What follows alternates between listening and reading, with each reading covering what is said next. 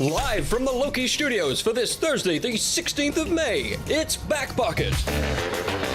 Brought to you as always by our loyal and lovely Back Pocketeer patrons. This week starring Stephanie Bendixson. It's a perfect likeness. Keep it in your pants, He's just in a state of undress. Peter Burns. Oh, did you spill it all? I spilled a bit of beer. Did you Spilled a bit of beer. Did you spill A bit of yourself? beer on me. Gus Ronald.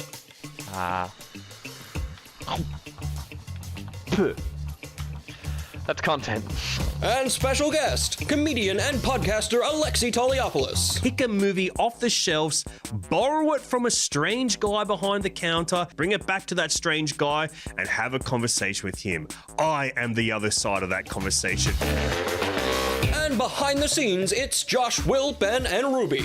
This week on the show, we maintain journalistic integrity and go to the lobby to buy ourselves a snack. Now get ready, it's time for Back Pocket.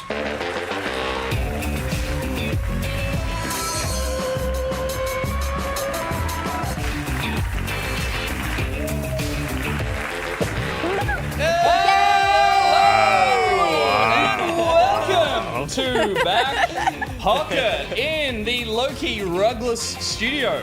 We don't have a rug anymore, but what we lack in rug, we make up for in adjusting Smug. the mic. No, smug. We've got four delightfully smug people here tonight, and we've got you at home watching. Thanks for joining us here in the chat. How you doing? You'll answer later. How's everyone here doing? Steph, welcome back. It's been 2 weeks. It has. I don't know that. By golly, it has. By You're golly, right. it has. Peter, it's been 1 week. Yeah, I was here last week. It was a good time. There was. Alexei, we've never had you here before. Welcome. It is my pleasure to be here, and thank you for removing all the rugs from this place. It was by your request. You were Thank you, wearing thank one, you. so we were Of like, course. I was It's like, a- I don't want to match the furniture in any way. It's okay to be rugless. I think it's fine. It's a choice. so. Ever you since know? the 80s, everyone's gone rugless, I think. Yeah. Bajo's favorite story is when we were working next to each other at the ABC. And so we had like those ABC phones that we would use to call out and stuff like that. And like at one point I was making a call and I was like, 2:30 p.m. Just my usual. Full Brazilian. And Bajo went, full Brazilian. He's on the other line, like someone holding the other phone. Oh my God. There's He not just- much you can cover with that. You No, can be like, no. yeah, I was ordering a She was pizza. really making me say it. He yelled She it out. knows, she works there. Spell yeah, it out, yeah, mate. yeah. Spell it out. Well, we had ours lasered, so it's not coming back. Yeah. So we're rugless. Enough rug talk, Alexei. Oh, no, I beg of you, longer rug talk, We please. can circle back to rug talk. Please. I was going to try and segue, but I failed miserably into... He really loves a segue, I and if love you it. stop him Yeah, halfway yeah. through, it throws him off. Please, no, let's go. Let's say, let me go. Wow, rugs. I I love just rugs. feel like you always like to cut chat short because you like to keep things moving, but this is my favorite part of the show. speaking of Brazilians, you like films like Brazil. Yes, Terry Gilliam's wonderful 1980s That is good stuff. exploration of a dystopian I world. still never managed to make myself sit down and watch that film. It looks so cool and surreal, but it It's looks like one of the batshit best things crazy. you can do while sitting down is watching a wonderful film. That's well, which is my area of expertise. There it is. Yes. He segues himself, damn it. Yeah, absolutely. You're a film buff in terms of nerdy pursuits. Oh, yes. A bit of gaming from time to time, I assume, Definitely. but mainly a film buff. Yes, usually I like my media to be as uninteractive as possible, to just be fully absorbed in it. But every now and then I've been known to pick up a control Fair enough. and immerse myself in a role-playing game where You're a big- I'll assume the role of the character instead of just me taking note of what a protagonist is up to. Have you, do you Let me gravitate?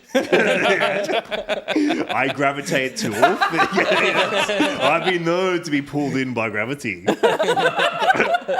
Do you gravitate towards more cinematic games generally? Probably more story-driven stuff. So Yeah. stuff where it's like you can. I do like those cinematic games though, like your Indigo Prophecy, Fahrenheit Oh, stuff. man. Yes, What a I do reference. like those, Old but school. but more stuff that is. That embraces like the video game capabilities of like actually giving you an immersive experience into a story world, being able to like play as someone else. Like I do, that's what excites me. Can I talk to you about Red Dead Redemption roleplay service? Oh my God, let's get into it. I would love to know everything. 'Cause I would say Red Dead Redemption is one of the best experiences I've ever had regardless of media. I think it's on the list of things that I'm banned from talking about on this show because I've wow. talked about it so much. Lift the ban, lift the ban. Well, I mean, it's interesting. Like Red Dead Redemption is a great story and a very cinematic story Yes. and a beautiful landscape, but it takes place across 50 hours. Most films aren't 50 hours. There so are a few. The pacing, that's true. We're getting closer and closer to that being the standard. Do you find like pacing in games hard to deal with, or do you like that about them? Oh, that's such a great question because I think what's cool with video game is a lot of it is like how you choose to interact with it.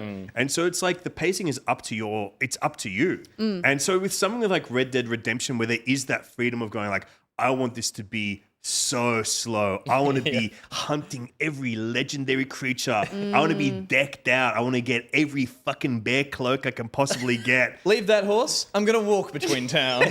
Yeah, no stagecoaches for this soul fiend. I'm gonna be jogging around everywhere. And you can like play. You can choose how you want to play that. Totally. I think that's what I find exciting about it. Like I hate. Oh no, I'm in a safe place to admit this. I've played through Red Dead Redemption 2 like 4 times, like start to finish. Yeah, okay. And I'm the kind of guy, this is so embarrassing. It's like those are my favorite kind of games, like long, extended, immersive story with lots of great character and like you said, cinematic to that degree. And the other games I've always played my whole life, like Knights of the Old Republic, all those kind of things. And I played them all like dozens and dozens of times. I play the same way every time. I never go, let me do an evil character this time. I go, no, I like what I want. So it is almost like the way, I'm the same. rewatching a movie over and over again. I go, no, I just want that experience every I time. love that cutscene exactly as it played out. My guy looks the same every time. It's not like, I'm not You doing sit a there fun hat stalled in playthrough. the character creator going, this time I'll put on an evil mustache. I You're like, love that. I love that. I'm not doing the fun hat play. Yeah. It's like even that breaks the immersion can't do of it. your own storytelling. It's interesting because this like role play server that I play in, it uses Red Dead Online. Yeah.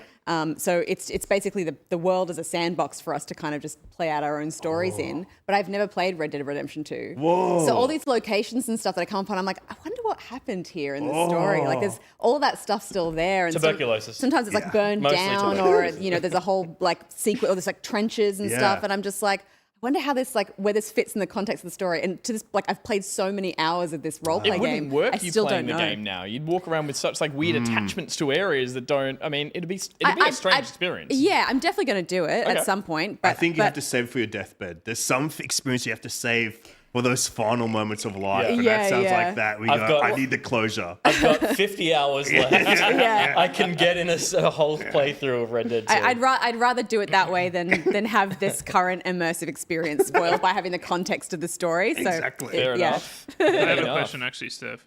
It's a Red Dead Online question.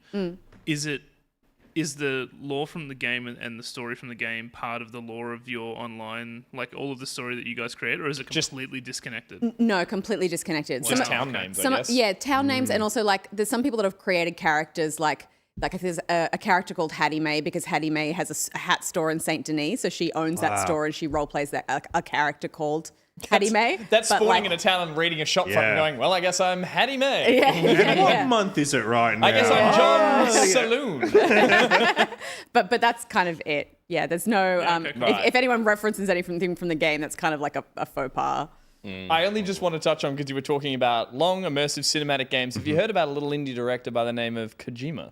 I have heard. But I'll tell you what, I've never explored. Interesting. I'm more familiar with his Strand likes. his strands, but also his online presence, because Yeah. I love his takes on movies. Yeah. I love it. Who just posts a picture like, I'm about to watch a film, and I'm like, yes, brother, I love it.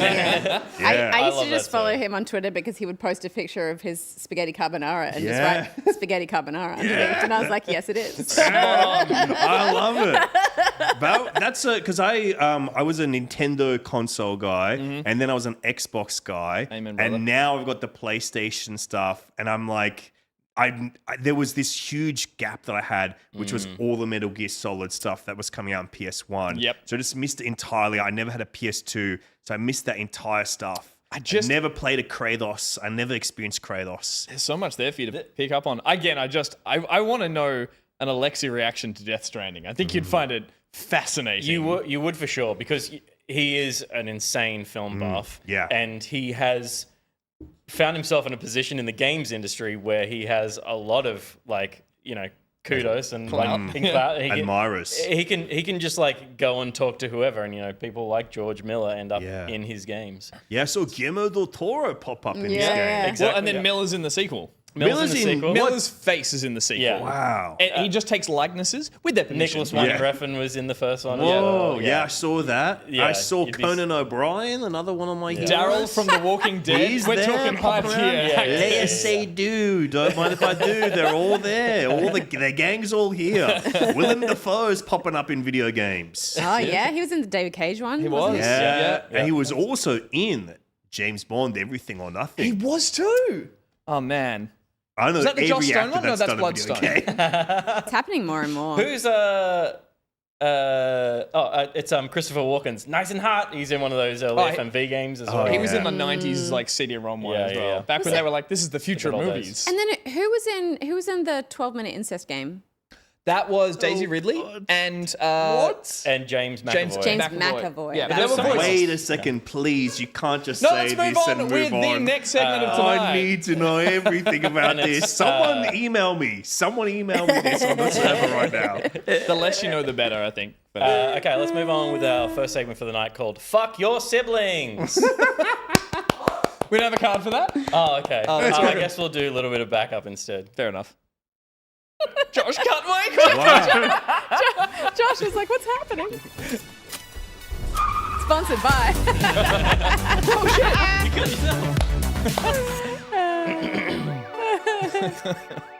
A little broke bit of the streak. backup.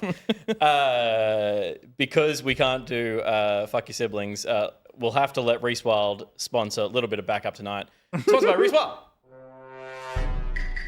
Oh, sus. That's the sus noise. So, Alexei, if you're not familiar, for all of our back pocket tier patrons who sponsor us at this tier, they sponsor a segment, and we play a little game. For Reese Wild, we're going to hear the sound of a wild animal. Wow, a and we're going creature. to try and identify that creature. Josh, is the sound prepared? It is.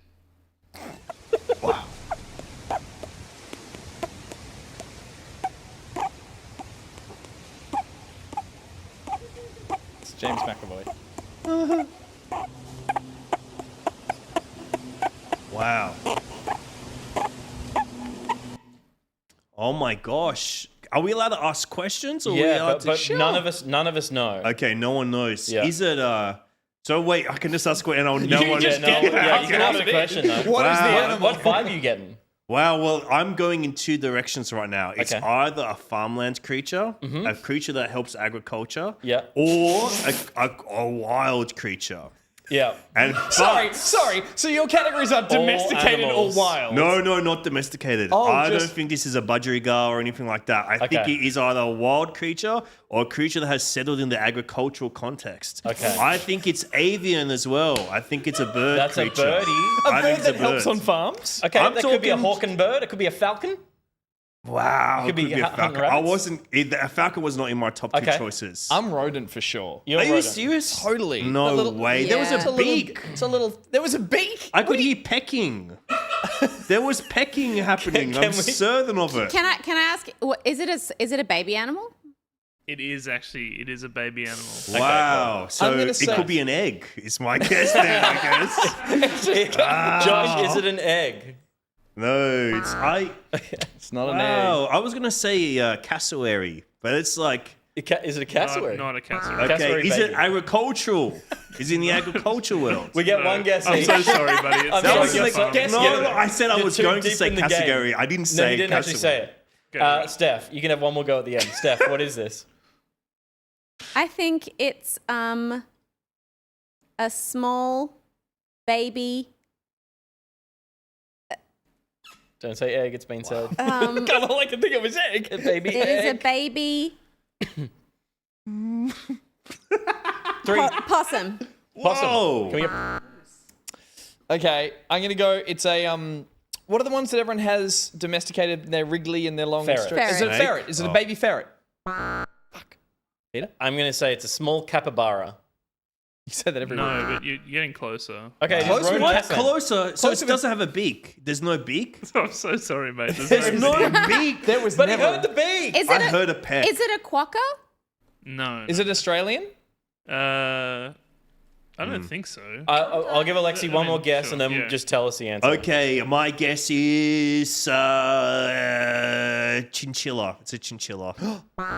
Damn. Is it a vole? Unfortunately, not. We have, and I gotta remember the evolved. name actually. It's a baby Oh, bat. it's a flying bat.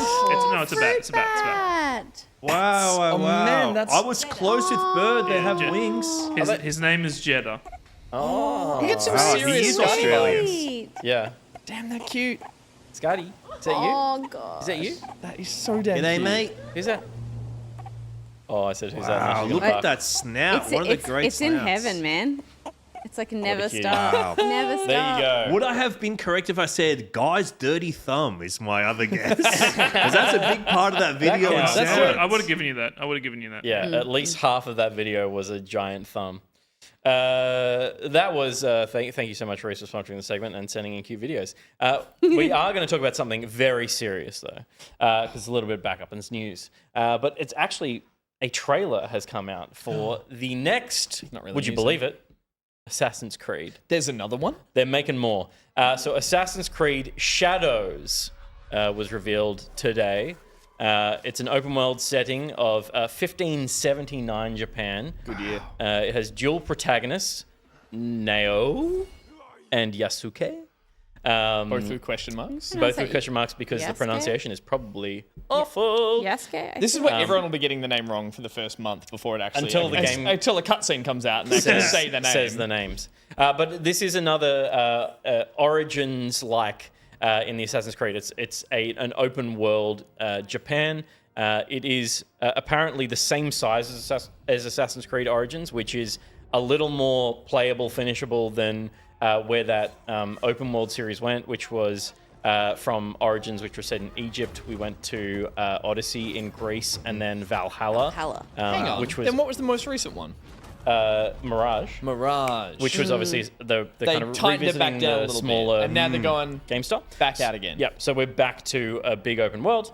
I mean, the trailer is beautiful, but it is just a cinematic trailer at the moment, so we don't really know what it's going to look like and play like. But we can make some I think assumptions. we can all think. picture. Just close your eyes. You nailed it. That's what it looks Wow. like. Assassin's Creed, Japan, done. Wow, and Shadows, what a wonderful place for assassins to lurk. I know. One of their favorite places. So this will be a blast. This is this kind of era of Japan in this setting has been like one of the kind of fan, Demand. demands They for a really demanded long this time. Yeah. Question: too late in terms of not the time period, but like a bit behind the eight ball in terms of we've had Ghost a of Tsushima. Ghost of Tsushima, the one more recently that you I played. think so, especially since like Mirage and Odyssey, like different games, but kind of similar aesthetic in their sort of setting and stuff like that. So I would have loved to have seen this kind of slot in between those two. Totally. I just think this is. I'm not saying we're done with feudal Japan Yeah.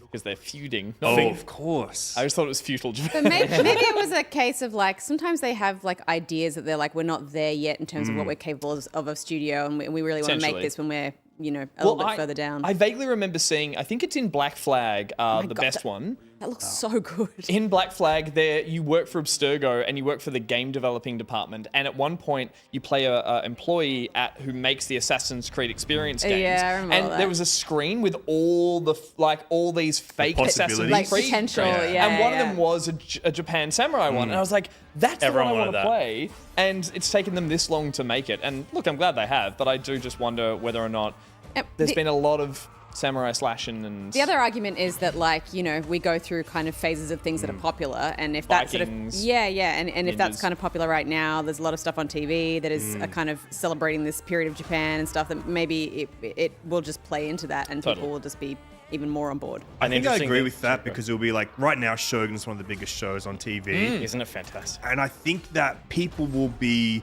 because Assassin's Creed is such like a big name brand game franchise, perhaps that will draw people in now, wanting to experience that. Maybe more so than Ghost of Tsushima. I think Ubisoft and Assassin's Creed carry with them a lot of positive will, and have for many, many years now. So I think this thing's gonna sell like mad. Oh, of course. Oh yeah. This It's is going not to make $1 million. I reckon That's it'll make my guess. a million. One? Yeah, $1 million. 1.1, I reckon. Yeah. Whoa. Okay. Wow. Price is Right rules without going over. Inflation. This isn't the first Assassin's Creed to do this, but there are dual protagonists. Naoi is an agile shinobi armed with a hidden blade. Gameplay close to the classic Assassin's Creed archetype. But Yasuke is a historical figure, a real historical figure, and was a black samurai. An African samurai in Japan. Assuming not a lot of people know that, I would guess. Like I did. Yeah. I had no idea. Yeah, and the time period is correct. This is Chat is all over it. when he was living his life and cutting people open. So we'll get to experience that ourselves. Odyssey, you could pick a character. Yes. One of them was called Alexios. I had to play as him. So it's Alexios and Cassandra? Alessandra, I believe. Oh yeah, two of the great names. Yeah. So, but that's the same. They don't canonically both exist. And same with Valhalla. I think you're either Ivor male or female. Yep. But the British one, Syndicate, Oh Yeah. wow. That had the Had brother and brother and sister. sister. Evie That's right. and Joshua, no, something very the other one. Governor. Adam.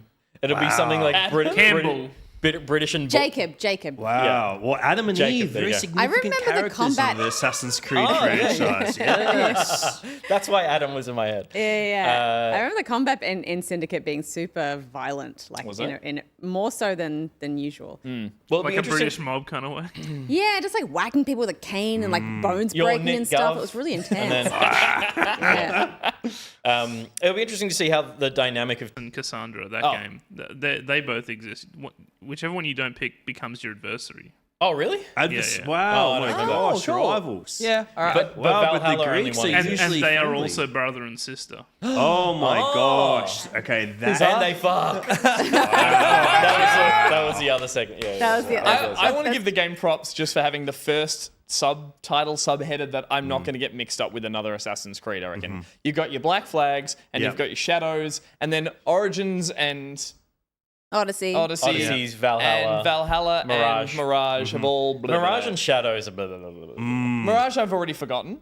Much I like... bet you any money in the world there'll be an Black Flag. Assassin's Creed called Assassin's Creed Exiles one day. Oh, It'll be yeah. lots of generic may titles already like exist. that. Yeah. like all the film titles that just go Yeah. Assassin's Creed Resident Evil. I feel like this is a cool way to do it though, because I think in like Ghost of Tsushima, apparently somebody corrected me the other day that it's not the way we've been pronouncing it. I know everyone got it a little wrong and was adjusting it, but I've never heard Tushima with a Tsushima. Tsushima like. Yeah, okay. Tushy.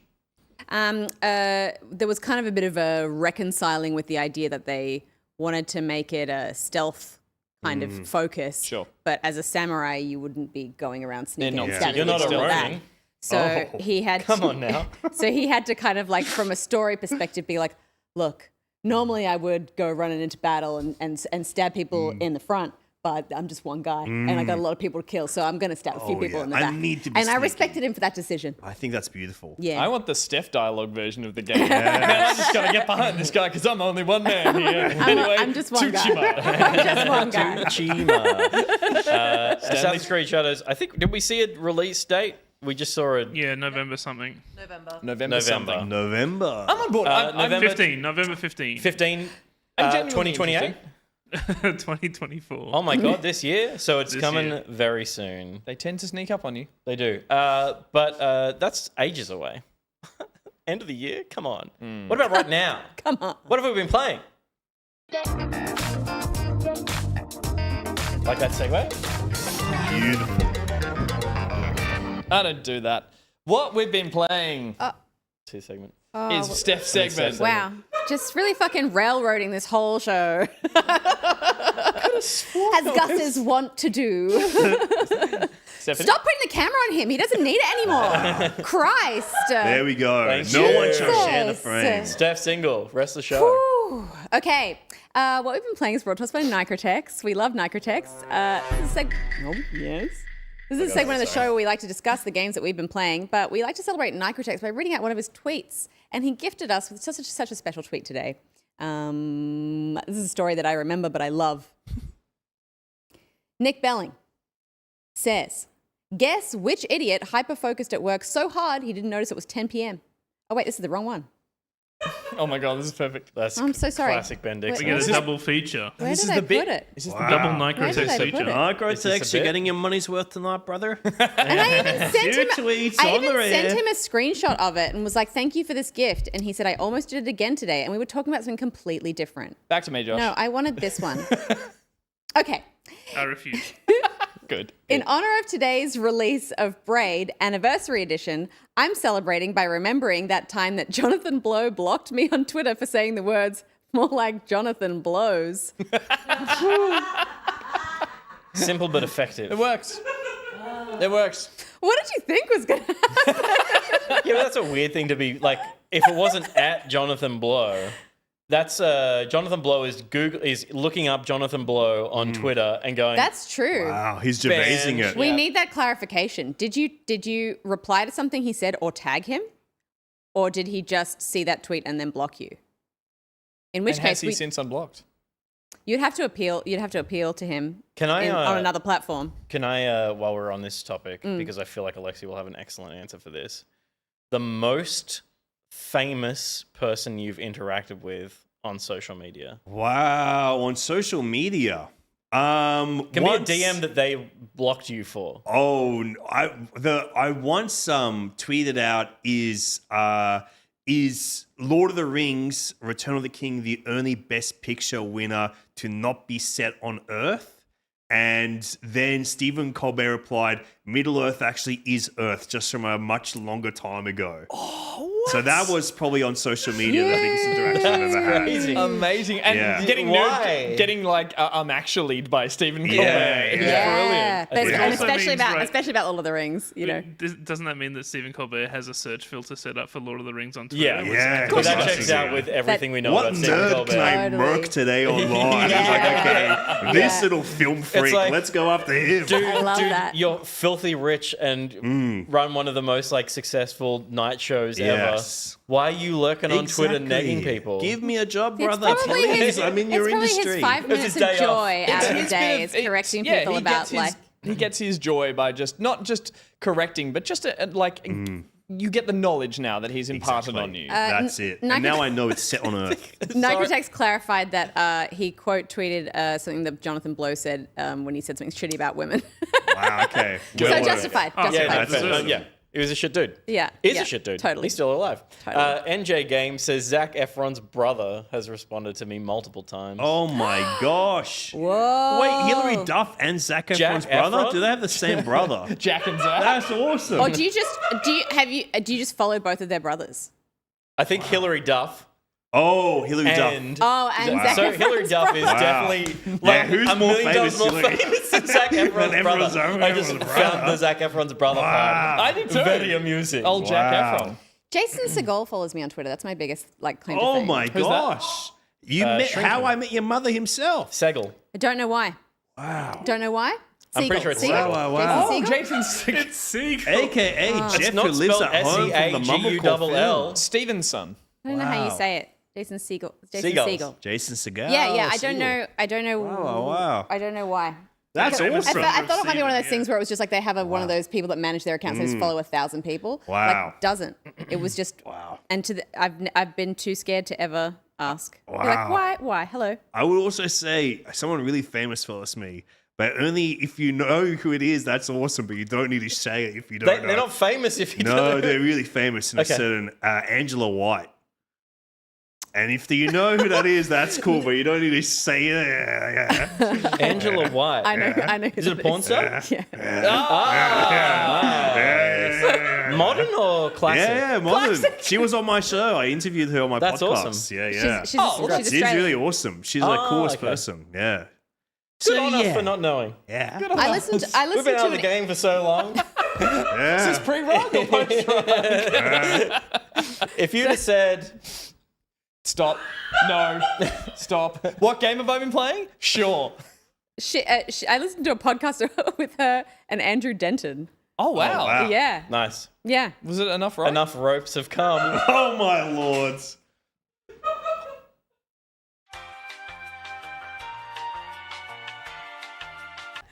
All right, Gus. Wow, that was awesome. now. Now.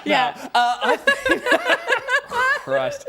I've been deep down the animal world, baby. I streamed this on Monday, and I played a little bit of it since. Animal Well is a Metroidvania game that is by a solo developer. It's by Shared Memory Studios, and Billy, I'm going to get it wrong, Billy... Zane? Something with a B. Billy Basso is the developer, and it's been published by Big Mode, which is Donkey and team who have created a publishing label, and they've been backing this game and getting it underway. And it's had a lot of hype in its lead up, and rightly so. This is getting a lot of praise at the moment. It is a puzzle platformer without really any combat. You play a little blob that you can see here who wakes up at the bottom of a deep, dark, pixely well. And you just proceed to, I want to say, unwrap a mystery through exploring screens and doing puzzles, but I don't think the mystery is ever going to really be solved. I think it is an purposely, beautifully designed space that is just kind of ethereal and strange. There's not really any dialogue. It's quite absurd in little points. As you make your way across screens, you pick up certain abilities and items that you keep with you that become useful to open up other areas, aka a Metroidvania. But the nice theme throughout it all, as is the title, is the sort of, I want to say like ghostly apparitions of animals throughout different areas of the game. They can be both friendly or enemies, but at the same time, nothing's trying to kill you. Everything just seems to be existing in this space. There's like a ghost of a dog that if it sees you, will run up and grab you and shake it about and throw you around. Like it's not. Can you attack them? You can find a frisbee later that you can throw that distracts it while you move past the screen. So it doesn't feel aggressive in its nature. It feels like you are in this space that has this like liminal space that has all these spirits of animals. Again, there's shrines to them everywhere. Some of them are. Well, there's a very aggressive ostrich at one point, and I will say no more. If you saw the stream, you'll know what I'm talking about. But it just doesn't. It feels like you're in its area and it's attacking you because it feels threatened. It has a very peaceful and sort of zen-like style to it, both in the music and in the pixel art form. And it is really good puzzling for where I'm at. The puzzles themselves present themselves on a screen, and you go, all right, I'm just going to mess with it for a while and see what happens. And eventually, I struggle with puzzle games occasionally, but you can mess around with them enough that a solution will eventually present itself, and it has very Portal moments of like, aha, I worked that out, I'm big brain mode, I'm very smart now. I'm probably at the point in the game where I've gotten to the puzzles that really require me to remember things from other areas. A lot of people have come out to say like this is a pen and paper game, like you will be jotting down screens. Oh, wow. There is a big Metroidvania map that you see these days in Hollow Knights, in Ori and all that starts sprawling outwards as you uncover new areas. I know that's satisfying to some people, but maybe it's just my time poor situation. I'm like, my God, it just gets bigger and bigger and bigger. And the puzzles are getting tougher and tougher and tougher. And they're more rewarding when you solve them. But that time in between is a bit stretched out for me. So I need a big gap in my life to sit down and play this. But I know a lot of people are just absolutely adoring it. I gotta say, I'm absolutely mesmerized by the lighting on this thing. It's done so The well. lighting's beautiful. It's wonderful where pixel art has come in terms of being able to just add some small little tweaks and flourishes here and there. And it doesn't have to be, it looks like an old Commodore game. It's like, no, you can add. It has the essence of that. It does, but it has glow effects. It's trying something new as well. It has cool audio that's like crunched down. That's obviously been recorded really beautifully and then crunched into a way that sounds, I don't want to say like Pokemon voices, but it has this like intriguing spin to the sound. And then the music is beautiful. Are those capybara in a heart-shaped cave? Wow. There's capybara. There's big. What are the guys who dig in a lot of grey sand? I think Worms. chinchillas. Chinchillas. Which I think, didn't you say chinchilla You said- earlier? I said you said chinchilla. You said chinchilla. Yeah, I said I said chinchilla. capybara. Did we name all of the animals from Animal? Wow. I think we did. There's If bits, there's a cassowary, I'm going to lose my mind. there's a There are big any agriculturally leaning animals in here?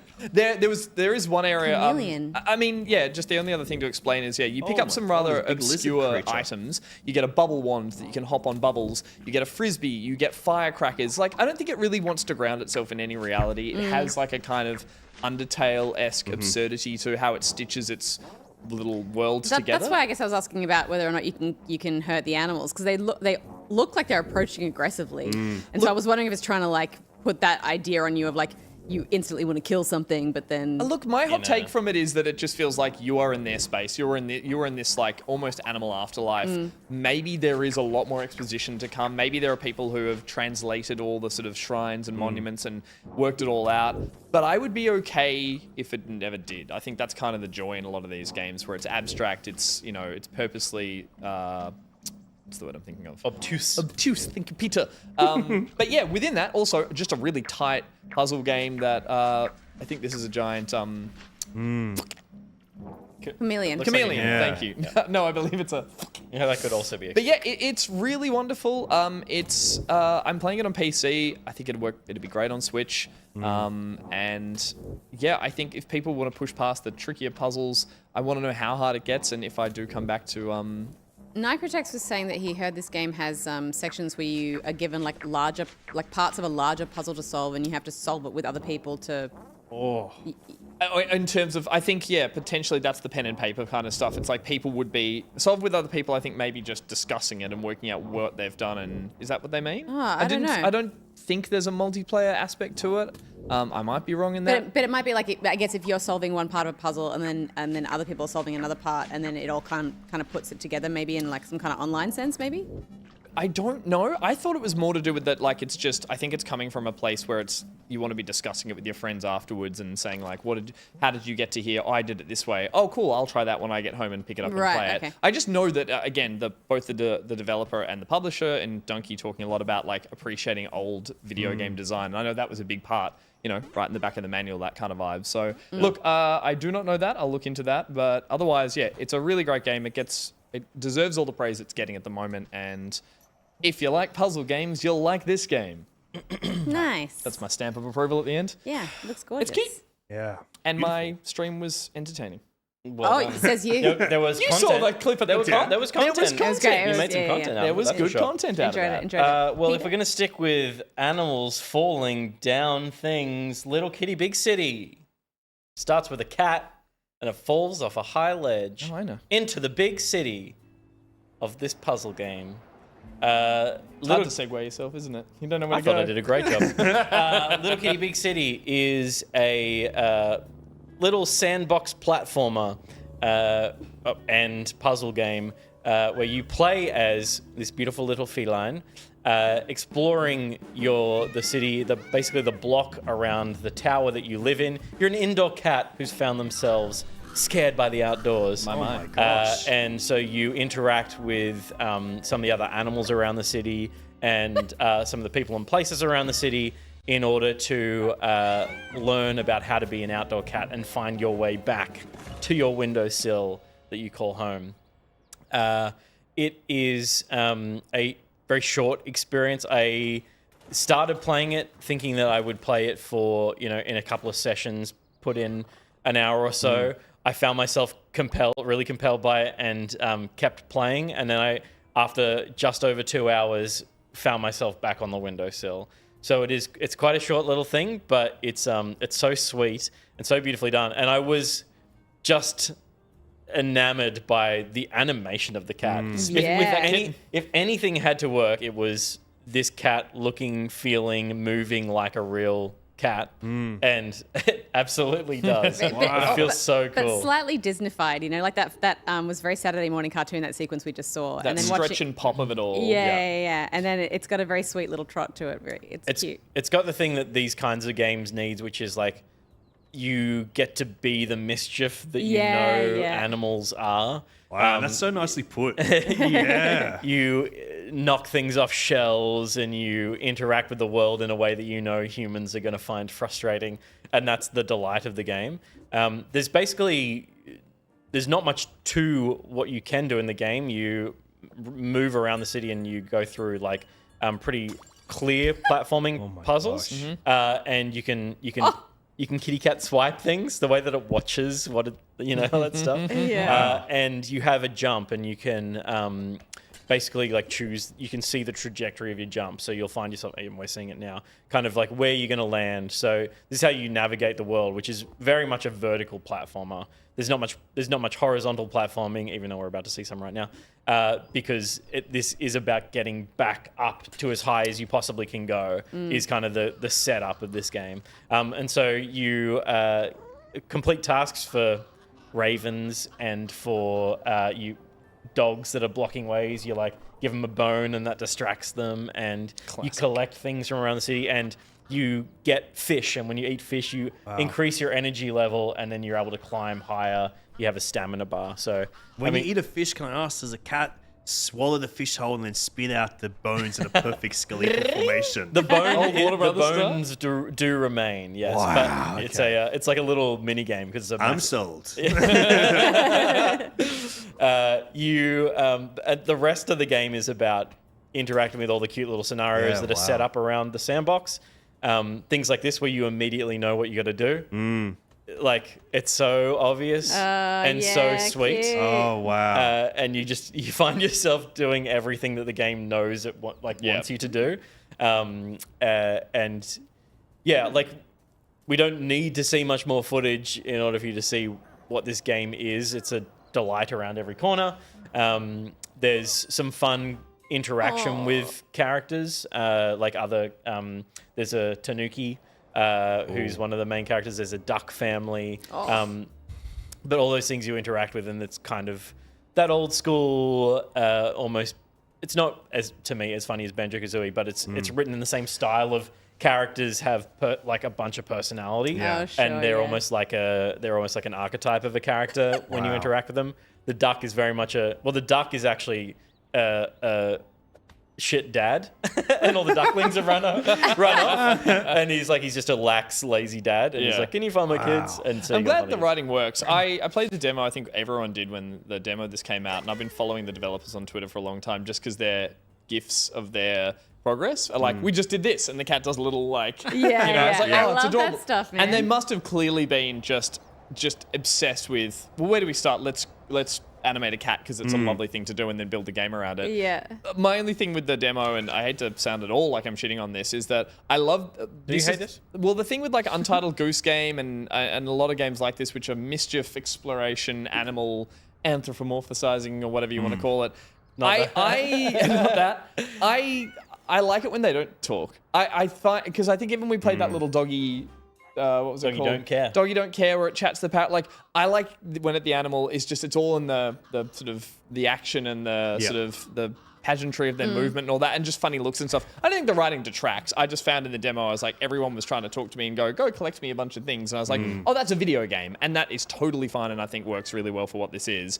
But that's what I loved about Untitled Goose Game. I guess it had a list of things to do, but it was just, you're watching a silent film almost. It was, you were just Goose. I mean, you were just Goose. That was definitely the strength of Untitled Goose Game, was Dan Golding's music. Yeah, exactly. It was a score to a silent film. And I think they need this to make it a little more of a fleshed out game, which they've done. It's just a really playful and sweet thing. And when you finish it in 2 hours, the way that they kind of like bloat or expand your playtime out is trying to get you to explore every nook and cranny for hats. Yeah. And for hats that the cat can wear. Yes. The first one you wear, Cute you will little go, headwear. why would I want to do that?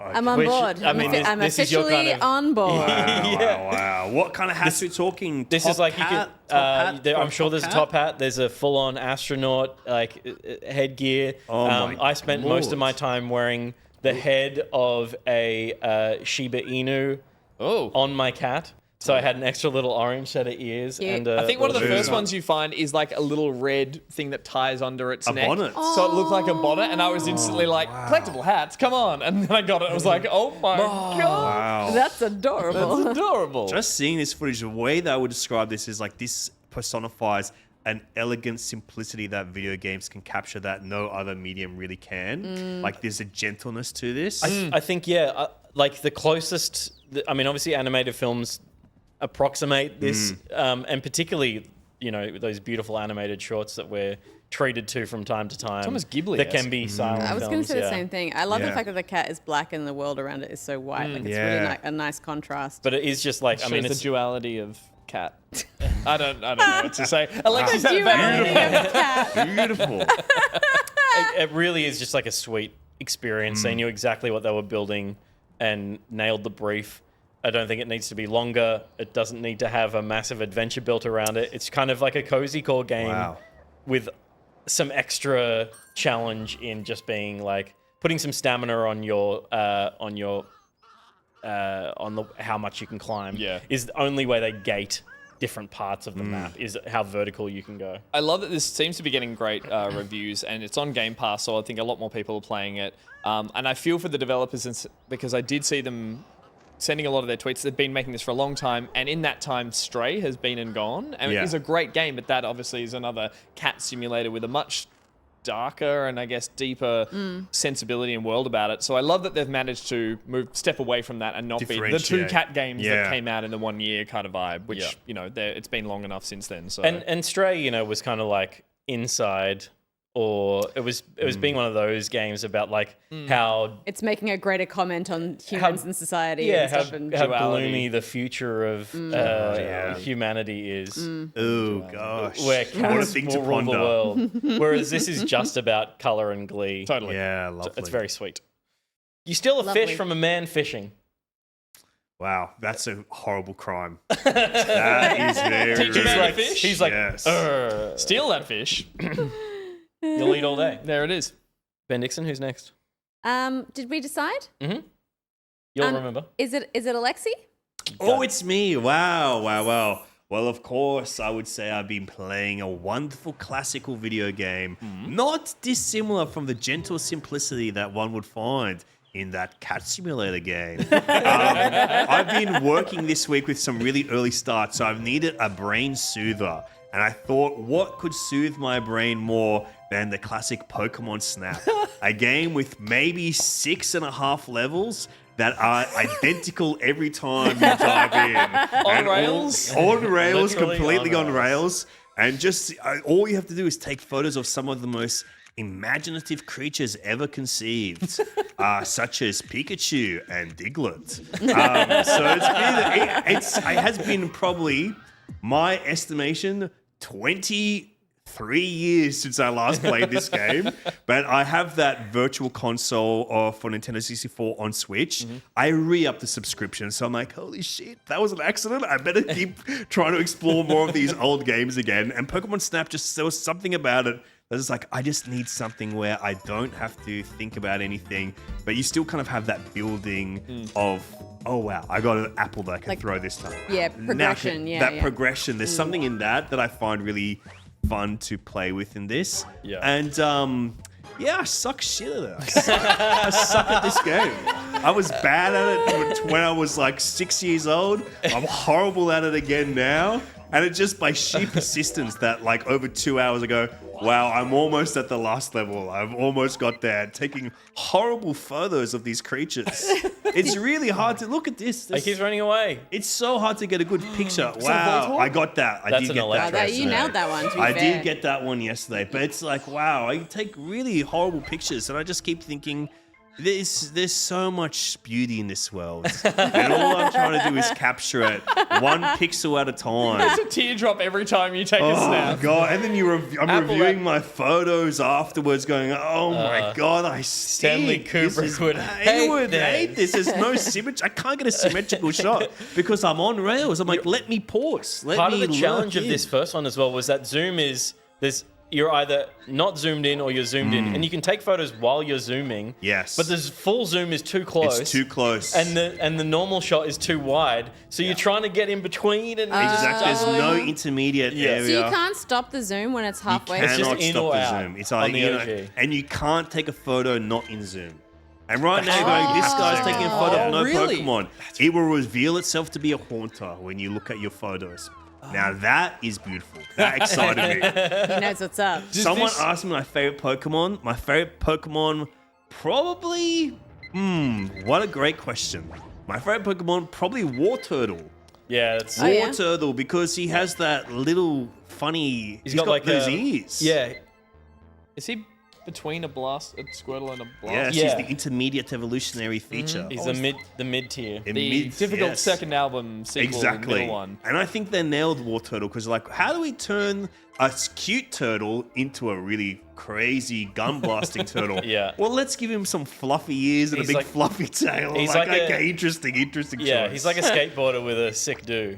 Yeah, I He just like becomes that. like a. Yeah, I like surfer that. dude. This game could. I know it's on Virtual Console. It really could benefit from motion control now, couldn't it? I don't like motion control, but you could definitely do well if it actually used the gyro and the Switch to like look Yes. around, because this has some serious analog. Would you stick. believe they made a new Pokemon Snap game? And I believe they you use can that? explore Would you the believe Kanto I don't region. care enough about that series that I've forgotten? I talked that about it came on out? this show, and you did. said, "Peter, shut up." That's true. Is that a Voltorb? I did consider downloading that, but it's a You've not played it yet? no. Yeah, okay. But it does seem like a high price point.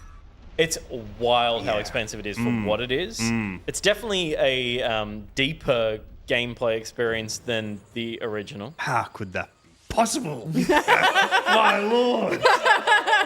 There's many more layers of gaming. Wow. You get but it pri- is you get prime functionally the lenses. same thing. Okay. But but there's new creatures. there are new I saw creatures. Meganium on the cover. yeah.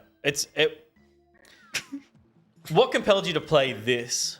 Just the fact that you'd played it in the past, I think so. and the I fact that think, you'd accidentally paid for it.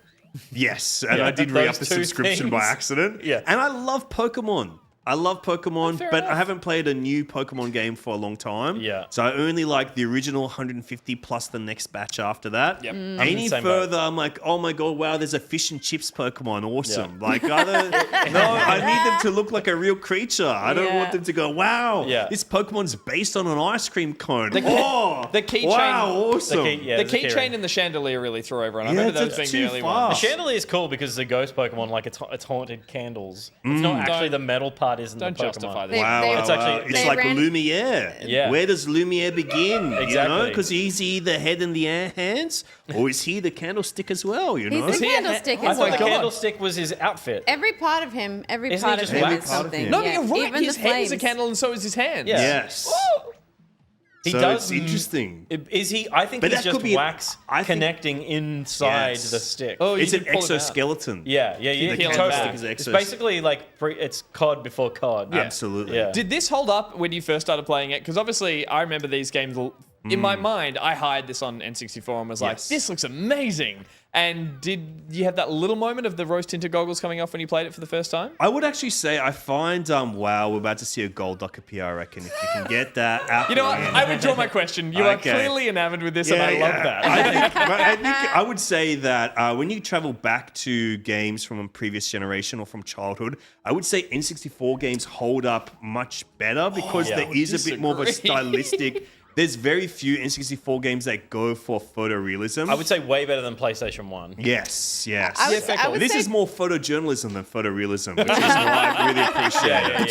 Yes. I would say that's true, but like when played on an emulator, like if you have to play with on an N64 with an N64 controller today, Oh my god. like Yeah. To To fuck, play it's N64 awful. controller, like, wow, did I used to have 3 hands when I was growing up? Like, how could I do Seriously? this? They Yeah, have the- one that you can buy on the eShop for that plugs in directly to the Switch USB. It's So Bluetooth, Gus. It's Is it wireless. Bluetooth? Wow. Yeah. They have that technology. they can do that now. Oh can do my it. lord. Does the thumbstick have a little bit more? a little more oomph. to Little, it. more oomph? little Yeah. less. Probably. Probably. I don't know. I've never bought one and played Mario Party with it and given it a good Do you, wiggle. do you crave playing a classic Pokemon game again? Yes, I would love to. I would yes. say look at if you're going to buy any new Pokemon game, don't buy the new Pokemon Snap because you can play this, and it's very similar. Check out Let's Go Pikachu or Eevee I because think it's I the did play original them game for a little again. bit. Yes, yeah. It's the original game again, and it's just those 151, and it all looks so much better, and it's just like Yes. it's replaying that childhood experience, but with such a glow up. Or you've got a phone, Oh yeah. The Pokemon Go, get out into the world. No, forget that. Pokemon, go fuck yourself. No, we talked about it a few weeks ago. The emulator market is now blown open on. Are you an Android or an iOS? I'm an iOS. There is now emulators on that to play Pokemon. If you own it at home, If you own a hard copy of Pokemon at home, correct? Oh yes, of course. You own the real Pokemon. Well, I do. I have Pokemon Blue version, There you go. Pokemon Red version, You can Pokemon now get Crystal. You can get a little app really easily and get it on your phone. So Wow. Okay. I didn't tell you that. Wow. What would you call this Pokemon? I would call this the. He reminds me of Snorlax, another one of my favorite Pokemons. I do love Snorlax. I think he's so cool. Yeah. He's Nice. one of my idols. Snorlax. He's one of my idols. Did you get a snap? Oh, I got a snap. I threw that He's apple the at easiest him. one. It doesn't move. Well, no, but it doesn't wake him count up, as you gotta a photo. You agitate have to that like, motherfucker. thank I you, see. thank you. Yes, You can't just take a photo of his Exactly. taint while he's lying there Yes. with his legs spread. He is That's quite a. not for consumption. He does Professor pokey spread. Oak will be like, "What's this? I can't even tell what Pokemon I can't put this in the Pokedex. Hey, I don't know Yes, anything about Pokemon, but would you like to see my Lapras impression? yes. Ready? Cameras at the ready. There we go. Wow. And I said this when I did Ruby's podcast that I think Pokemon Detective Pikachu is the best video game movie by miles and miles I'm so glad you said movie because those games. The film Yeah, is. no, I love the film. I love it. I've seen it like 7 or 8 great. times. Yeah, right. I saw it 3 times in the cinema, and I was just like, they did it. They did it. They This is how bloody you did make it. a video game movie. I was like, this should be Pikachu's voice. Yes, I loved it. It's a great movie. Nice. Very cool. Me? Yeah. Well, I jumped back into V Rising because it got a full release. It's been in early access since we first jumped into it. Yeah. And I often find like with early access games that are in early access for a long time, there's often a drip feed of content that it kind of just feels like when it finally comes out, it doesn't feel like a big enough deal to feel like a full release. But I jumped into this like periodically throughout the last couple of years since I first played it, and I love it. My best way of describing this for people who've never played V Rising or don't know much about it is I would describe it as like Valheim crossed with The Sims, but like goth. It's really, really cool. It's isometric vampire kind of open world survival crafting builder game. And what I really like about it is that you can kind of most survival crafting games, you kind of start with like rags and like the worst stuff possible, and you spend a lot of time kind of getting to the point where you can make something slightly better or whatever. I think they realized that, as a vampire, you want to look cool, and so they give you like really awesome shit from the get-go. Wow. Like your first kind of structures that you make are pretty awesome, and then it just gets more opulent and more crazy from there. But the open world itself is just some of the most stunning environmental design I think I've ever come across. And it has this really wonderful mechanic where because you're a vampire, anytime you go into the sun, obviously, you start to burn. Wow. But you can As move. is their law. Yeah, but you can move around in the daytime just by darting between shadows. So it's a little bit like being a kid when the floor is lava. You kind of have to navigate the terrain in a certain way, and it becomes really complicated with boss fights and stuff. Because if you start a boss fight during the night, and then all of a sudden, the boss fight's taking a long time, and then the sun rises, and you've destroyed a bunch of the terrain that's creating shade for you, then you're kind of fucked. And so you have to navigate that aspect of staying alive as well. The combat is really challenging, and all of the different bosses that you come up against will unlock a skill based on that boss's kind of skill tree. And then you absorb those powers and you can start sort of creating your own mix and match kind of power set to go out and fight with, which is really, really awesome. And then you unlock different cosmetics and things to keep building your epic vampire mansion. So yeah, it's really wonderful. Since the first kind of iteration of this, they've now added subsequent tiers to the mansion so that you can build these staircases and build I think up to 5 stories or something depending on the server. Jesus. Which is really cool, and it all functions really beautiful. All the building just works really well. The level of detail in the art and design is just stunning. Like I can't. You went deep when you showed us early access. I think you gave us a tour of one of the. I was gonna say We had a grand design. Yeah. And from memory, you You showed us repurposed. your crystal room and your blood sack room. And But compared to Oh, Valheim, wow. you repurposed a lot of things just for decorative sense, I remember, to a degree. Is that still in here, or is there enough now added to it that you don't need to do that? It's like... There's so much, but Yeah, right. but you have the freedom to use things in it however you want. But what's cool about it too is because I think sometimes when people just don't like building or whatever, they don't see a point in building. They just build stuff that's functional and they don't worry about aesthetics. Madness. But there's like you unlock different types of flooring that enhance and make a production more efficient in certain rooms. So it encourages you to kind of focus on using certain things in certain spaces and make them look nice and And stuff. it just so happens that they might aesthetically be, Yeah. complementary to the style of, the grill on the floor lets the Totally. blood drip down, but also, Yeah. love what you've done with it. The other great mechanic in this is that all of the sort of the villagers and the bandits and stuff in this world and the creatures all have a sort of a percentage of blood purity. And and the higher the blood purity, if you drain their blood and absorb it, then you get like better stats. Whoa. So 100% you get like increased movement speed, sun resistance, health, all that kind of stuff. Like a lowly 5% is not going to give you Oh, much. disgusting. I it wouldn't based even on- dream of it. Is it based on health or like social ranking? Is it like It's- a it's servant to a blue Is this blood? based on Yes. Mein Kampf? Also that. Is it But I was like, phrenological? It's totally random. You could come across a little Okay. deer leaping through the forest. It's 100%. It's just yeah. According to the game, what is the most purest creature? Oh gosh. The dough. Don't tempt if the opening me. of Twilight has taught me anything. Yeah. So, but what the other thing that's great as well is that you can unlock a power to hypnonize people Oh, wow. and lure them To back to your glamour them. house. So I created what I call a little Airbnb annex to our thing where there's cages in there and all our Jesus Christ. our 100%ers go in there and they just hang out and we feed them fish. Different types of fish, and then When they eat the fish, does they swallow it whole and then spit out a pure skeletal formation? That's what I like. no, man. they mostly just look dead inside. Oh, no. But 5-star rating, Yeah, don't forget. if you keep them on hand, then you have access to 100% blood. So you can whenever you want. continually feed. So you can continually feed if you give them Jesus. enough fish. You're if you a drain them monster, too much, Benedict. then They'll die. they'll die. Yeah. Yeah. And then there's other ones that you can hypnotize, and they just kind of roam around in your palace, and you can send them out to go and get resources for you and stuff. So we've named all of ours after different streamers. That's called slaves, I think, Steph. Blood slaves. Yeah, blood slaves. Blood slaves. Yeah. So We- we've got a T10 Nat, we've got a Barjo, Nice. all different. Are they all gonna- 100%ers? No. Oh, okay. No. Do you save the 100%ing naming convention for the streamers you like most? Well, we don't necessarily get for the ones that go out and do stuff. We'll try and get as high level as possible, but then we can gear them up so that they can be stronger to go out and get the resources that we need from high level areas. The 100% is the ones that we feed from. Yeah, right. Oh.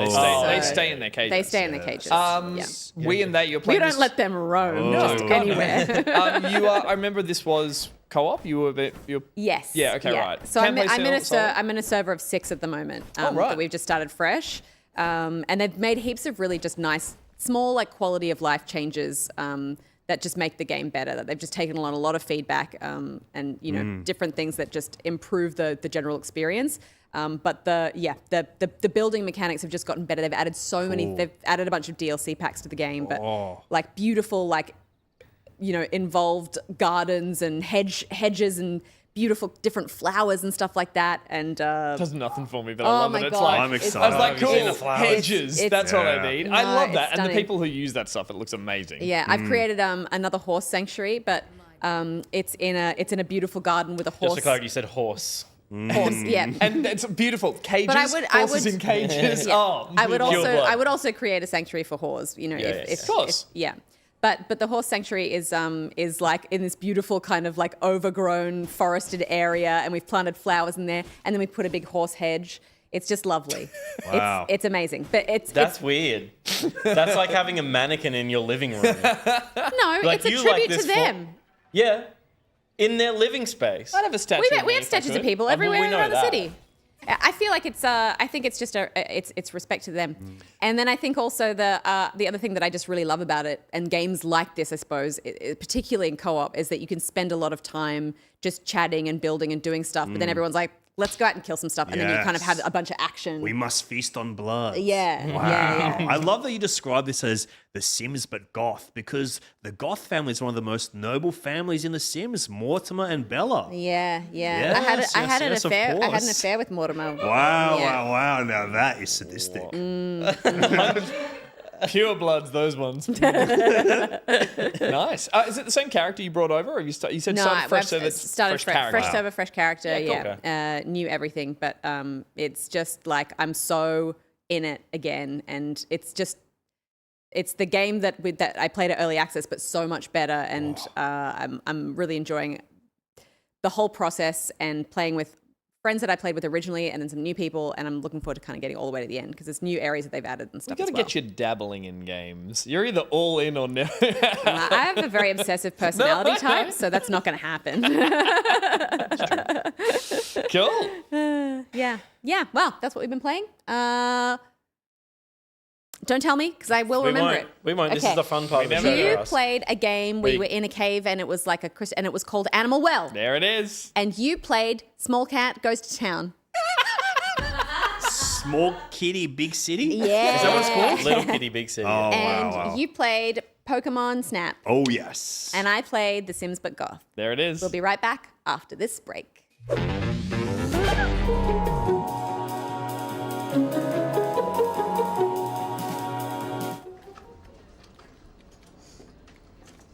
Hey, Ruby. Busy week, right? Hey, buddy?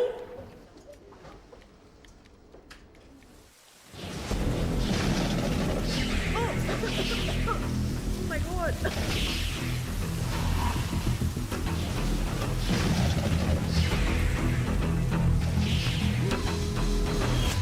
Forgot the name, Oh god, was it obvious? Oh my god. Who are you? and now you're thinking, who am I? I'm thinking about why you're naked.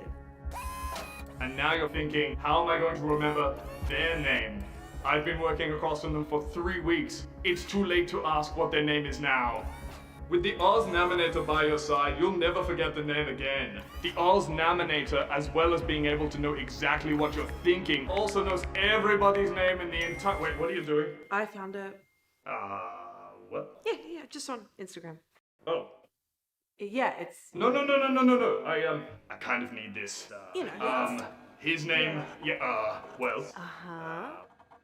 Processing, you know. It's Will. Yeah. You should probably have these back. Yeah. I'm gonna go. Okay, affirmative. What is my purpose? I'm gonna get back to work.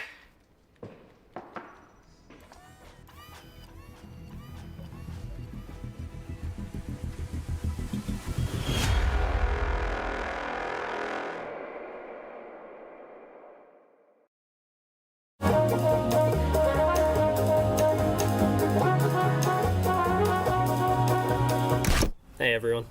Some of you may know me as Liam, most of you probably know me as Avexia, and I'd say everybody knows me as that guy that doesn't shut the fuck up about Destiny. But since you mentioned Destiny, let me tell you about something so revolutionary that it will change the way you play Destiny forever. Have you heard of the Destiny 2 Companion app? The Destiny 2 Companion app is the perfect way to grab bounties without needing to go back to the tower, talk to your clan, or see what's happening in the game each and every week. You can download the Destiny 2 Companion app for free right now on all good app stores. You should download it right now. Now. Go and download it. Right now.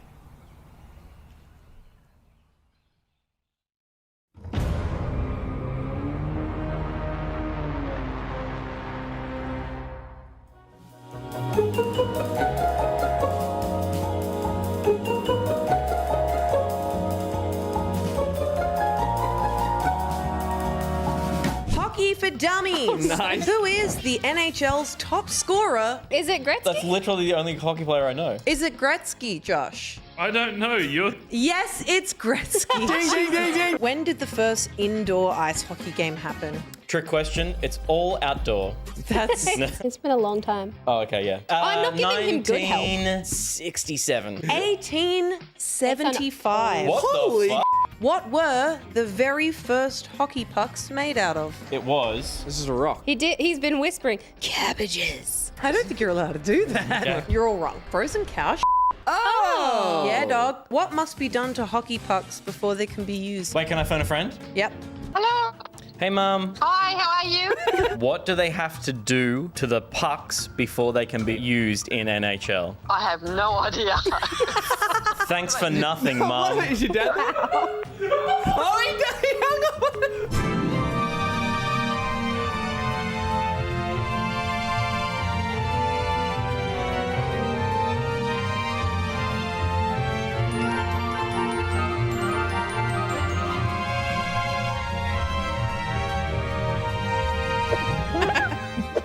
Welcome back to Back Pocket, everyone. And again, we're very sorry, Mandy Burns, but he does love you, and he didn't mean to hang up on you. Happy Mother's Day for last week? Sunday. Sunday. You didn't You call didn't your call your mother? mum? Mine's in Japan. So? Good point. He's sweating. I'm sweating now. Yeah, no, she's fine. We had an ad break there. We saw a word from Avexia, sellout, you bloody sellout, and we also saw the ad for Osnaminator. I'm sorry, Mandy, if you're watching. Oh, she doesn't watch. Oh, she doesn't watch. And we saw one of our socials there. If you're not already following us, please head to we're Backpocket Vids on everything, on the TikToks, on the Instagrams, even on your X. Except for Twitter. Except for Twitter. I mean, except for Twitch. Except for Twitch. But they're already here. They don't need to go there. That's true. Unless they're watching the VOD on the YouTube channel, in which case, well done, hit that like and subscribe. All right, we're going to move on with the episode with a little segment. After... And the bell. The what? And the bell. You know, you dong the bell on YouTube now. Oh, hit that bell so Ding you get that bell. notifications. Oh, right. The You notifications. ding a bell or you dong it? It's news to me, I everyone. think you should ding it. It's news to me. No time for that shtick. News to me is a segment that is brought to us by the aptly, the relevant, Famously. Osnaminator.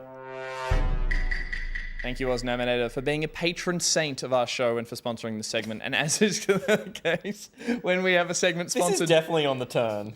You reckon? I think it's You've been okay. drinking it all night. I'm getting turned on it. No, So maybe it is on the turn. I'm being criticised for my boxed wine. It's not great, but No, it's but it's been definitely open not bad. for 2 weeks. No, but I think boxed it's wine okay. stays open. That's the point. It's just not very I've had expensive. worse drops. I've had worse drops than I don't that. mind it. And I will It's have got a- worse It's got a drops than vinegary that. kick. It's a Cab Merlot. I love that about it.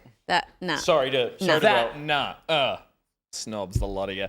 Thank you, Osnaminator, for sponsoring the segment. And as is tradition, when we have a segment sponsored by Osnaminator, we pick a name, a place in Oz. Yep, we did it, folks. We came up with a new game to play with Osnaminator. I have a location and a name of one that I'm going to give you guys. And I want you to give me just a rough approximation of where you think this is in good old Oz. Australia. the land Australia. where I That doesn't count. You lived. need to be more specific. Okay. I'd like you guys, and we'll look at it on a map and then we'll Yep. zoom out when we find out where it Gosh, is. I pray Can something anyone around tell me?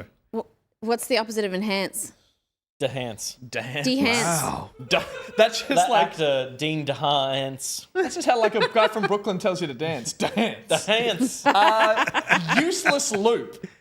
Useless loop. Useless loop. Can anyone tell me where they think useless loop is? Wow. Are we looking at it right now? Look at that. That is beautiful. useless loop. That's Have beautiful. you reoriented us? Useless loop. I'll give you a bit of info. Is a closed company town.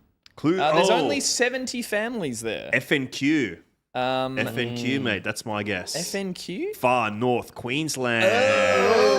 I reckon you're right. That's like an FNQ Far to North me. Queensland. I'm going to say... It received, I've got more info, the 2001 Banksia Award for Community Group Achievements and the 2001 Banksia Gold Award for its initiation on the Harrison Prong Project in 1989 to protect and relocate the burrowing Betong Western Barren Bandicoot. Wow, and Western. the greater stick nest rat. So has this been flipped? Because that looks like a coast. I was going to say... Okay. I was going to say North WA. Northwestern Okay. Australia. I'll take NT. Okay. Peter thinks NT. And there Great is North- an airport, so he can get there. It does look a bit We like could that. go tomorrow. This is not flipped. This is the correct orientation. not Okay. North flipped. is up. North is north. I'm saying Northern Territory. Josh, would you like to dance for me? Dance for me, monkey?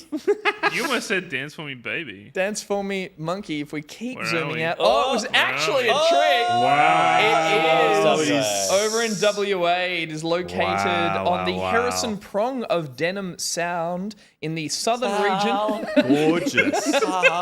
You hear that? It's the Denham Sound. What is the Denham Sound? It's this. In the southern.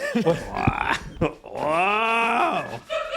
The chafing sound of denim. The chafing Unmistakable sound. It's Western Australia. We got to do a back pocket meetup over in the useless loop or whatever it's called. What's it called? What do we call that Everyone place? buy tickets. We can all fly direct. It's like near Monkey Maya over in that area, if anyone knows that. I've heard sure. of Monkey Maya. I've heard of Monkey Maya, Dance, yes. Dance, Monkey Maya. All right, Josh liked that one. Let's move on with the segment. Thank you, Oz Naminator. News to me is a segment we've only done once before, so hopefully it works twice. But it is our budget news segment where we take it in turns to jump up on a green screen and read a news story on a teleprompter that we have no pre-existing knowledge of. Steph? Yes. Okay, no, you just looked very confused. You've done this before.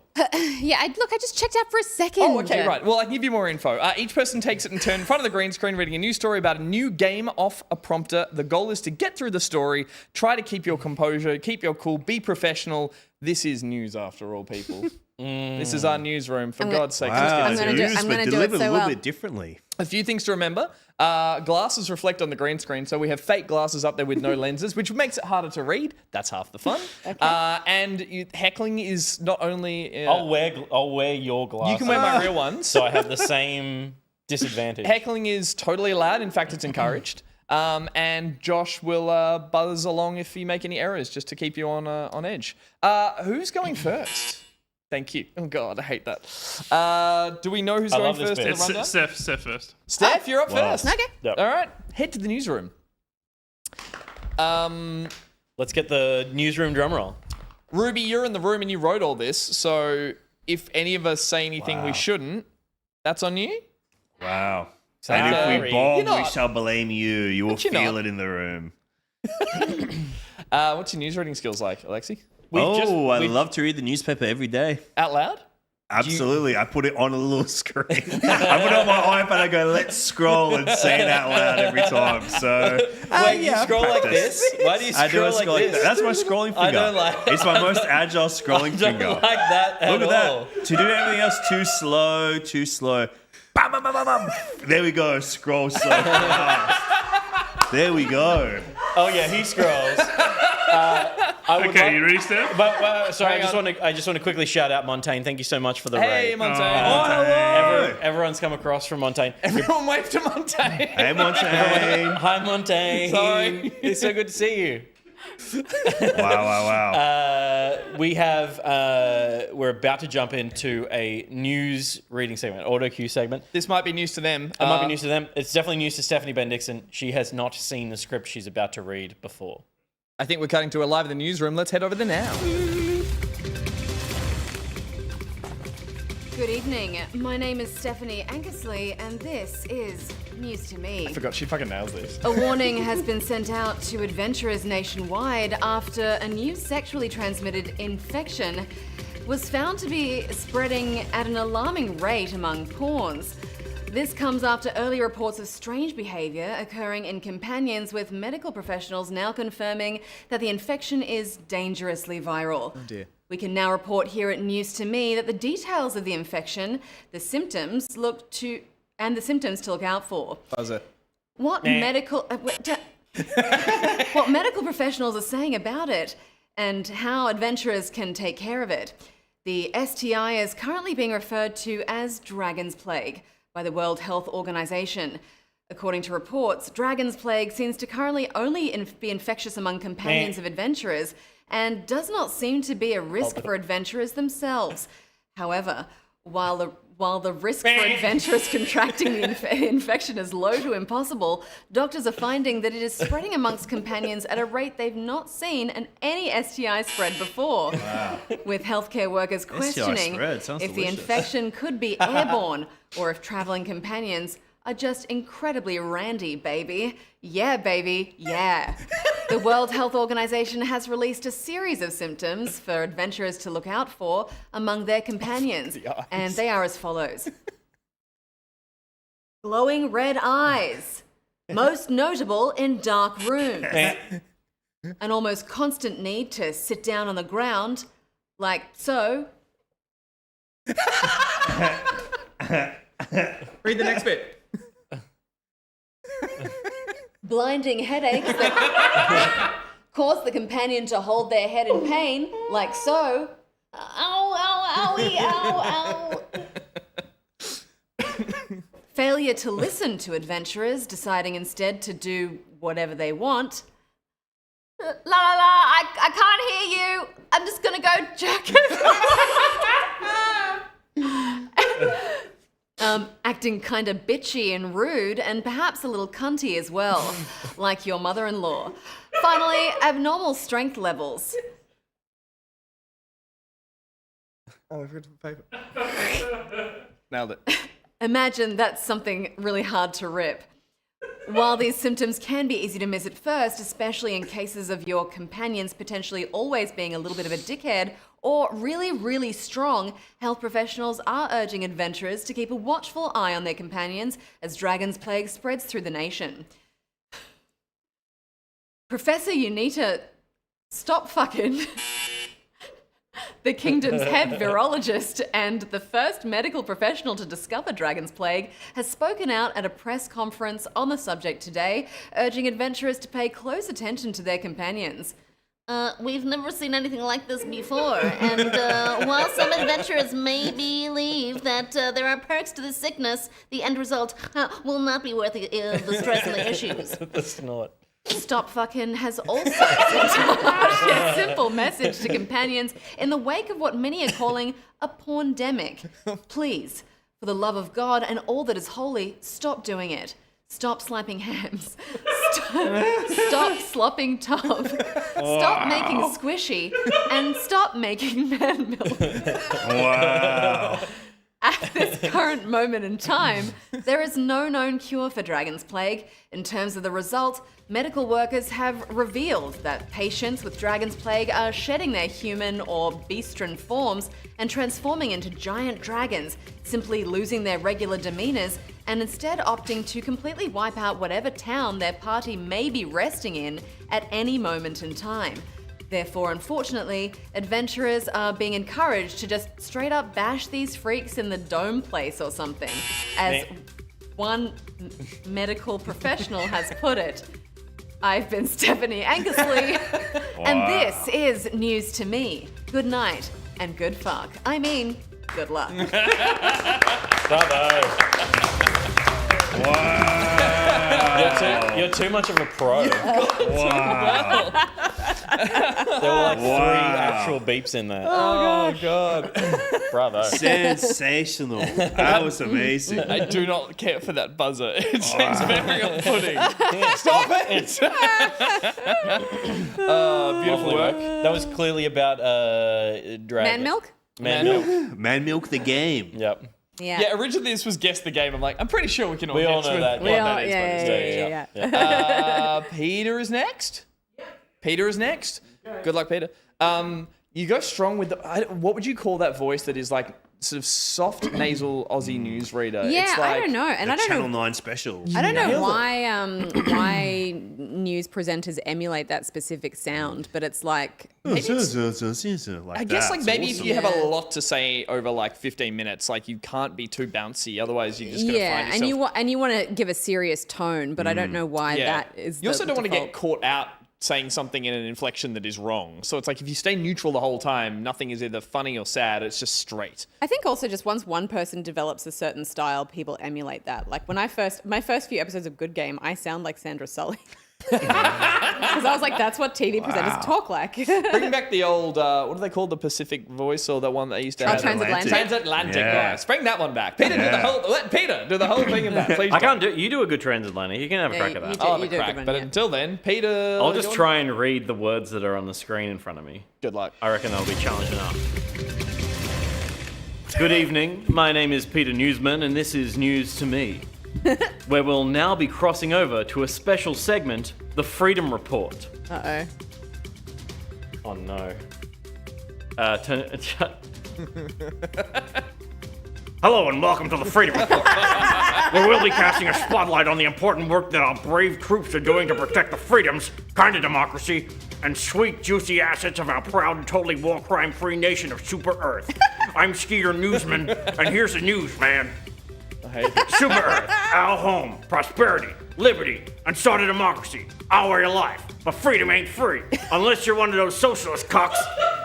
It is every man, woman, and especially child's duty to protect our home and our culture and our families.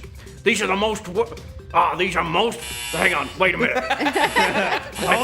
That's all these gay frogs around. They're just setting me off. These are mostly the words of Jim Broadcast, Super Earth renowned newsreader and my personal hero, in his call to action for the good people of our nation to stand up and fight for our managed democracy. Where's his character being? In 2084, our government looked up on... I'm seeing real pain sit into It's both the your voice and body. I feel like now. his The shoulders are reflux just is a bit getting of higher Gilbert and higher. Gottfried coming through here upon the old concept of democracy, and I saw where it was failing. People didn't know what they was voting for. They didn't know the right way to vote. He's And getting they more, especially more weren't Italian. voting for who we wanted them to.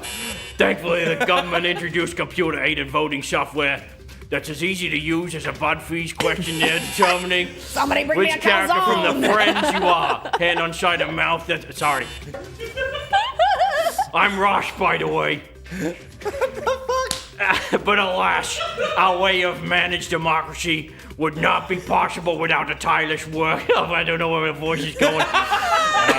I've not understood I'm the word like for Bosch. 3 I'm minutes. like Bosch baby now. A Super Earth Armed Forces, or the SEAF, if you're nasty.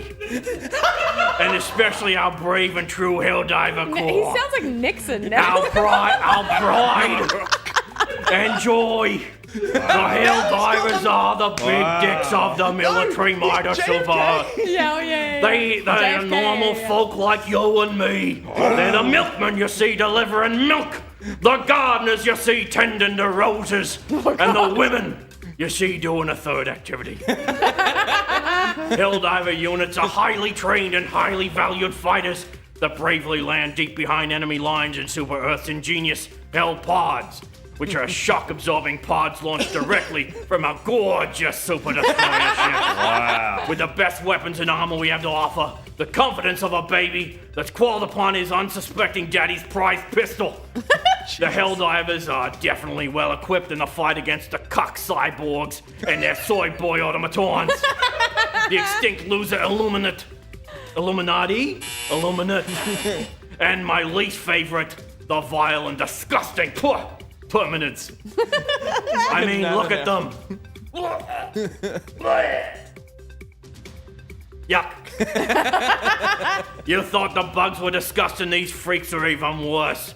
The loony left will tell you the Terminants were open to communication and not hostile whatsoever.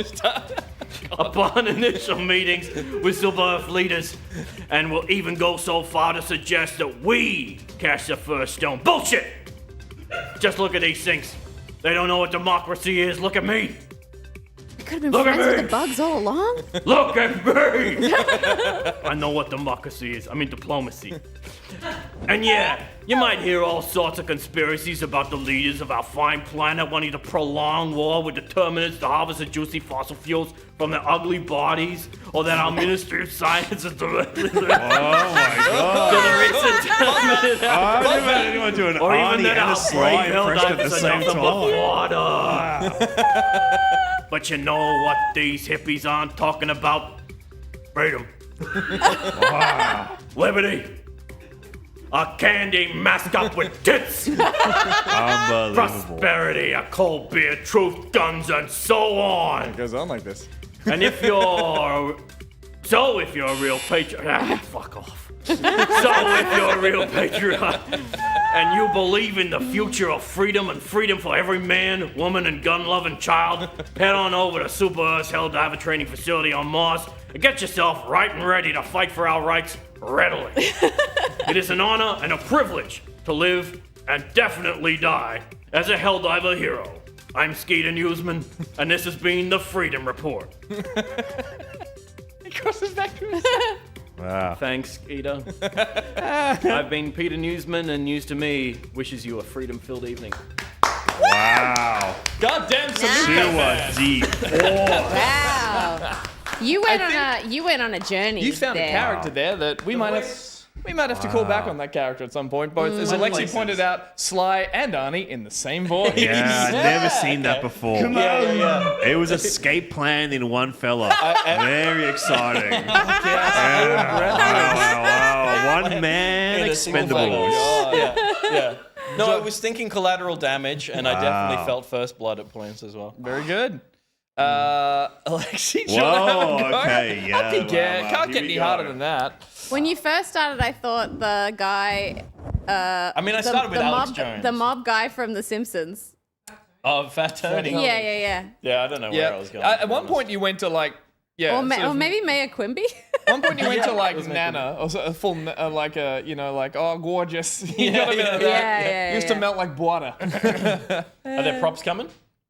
Are the props going? Oh, it's out of I see. Ruby. Thank you. All right. Well, we'll just make sure that he's all set up and good to go, and cross to our special guest reporter in the newsroom tonight, the lovely. Back Pocket News, who's just chugging that red just in time. Chugging that hot red vinegar. Oh, no. All right. Let's Hot red cross live. vinegar.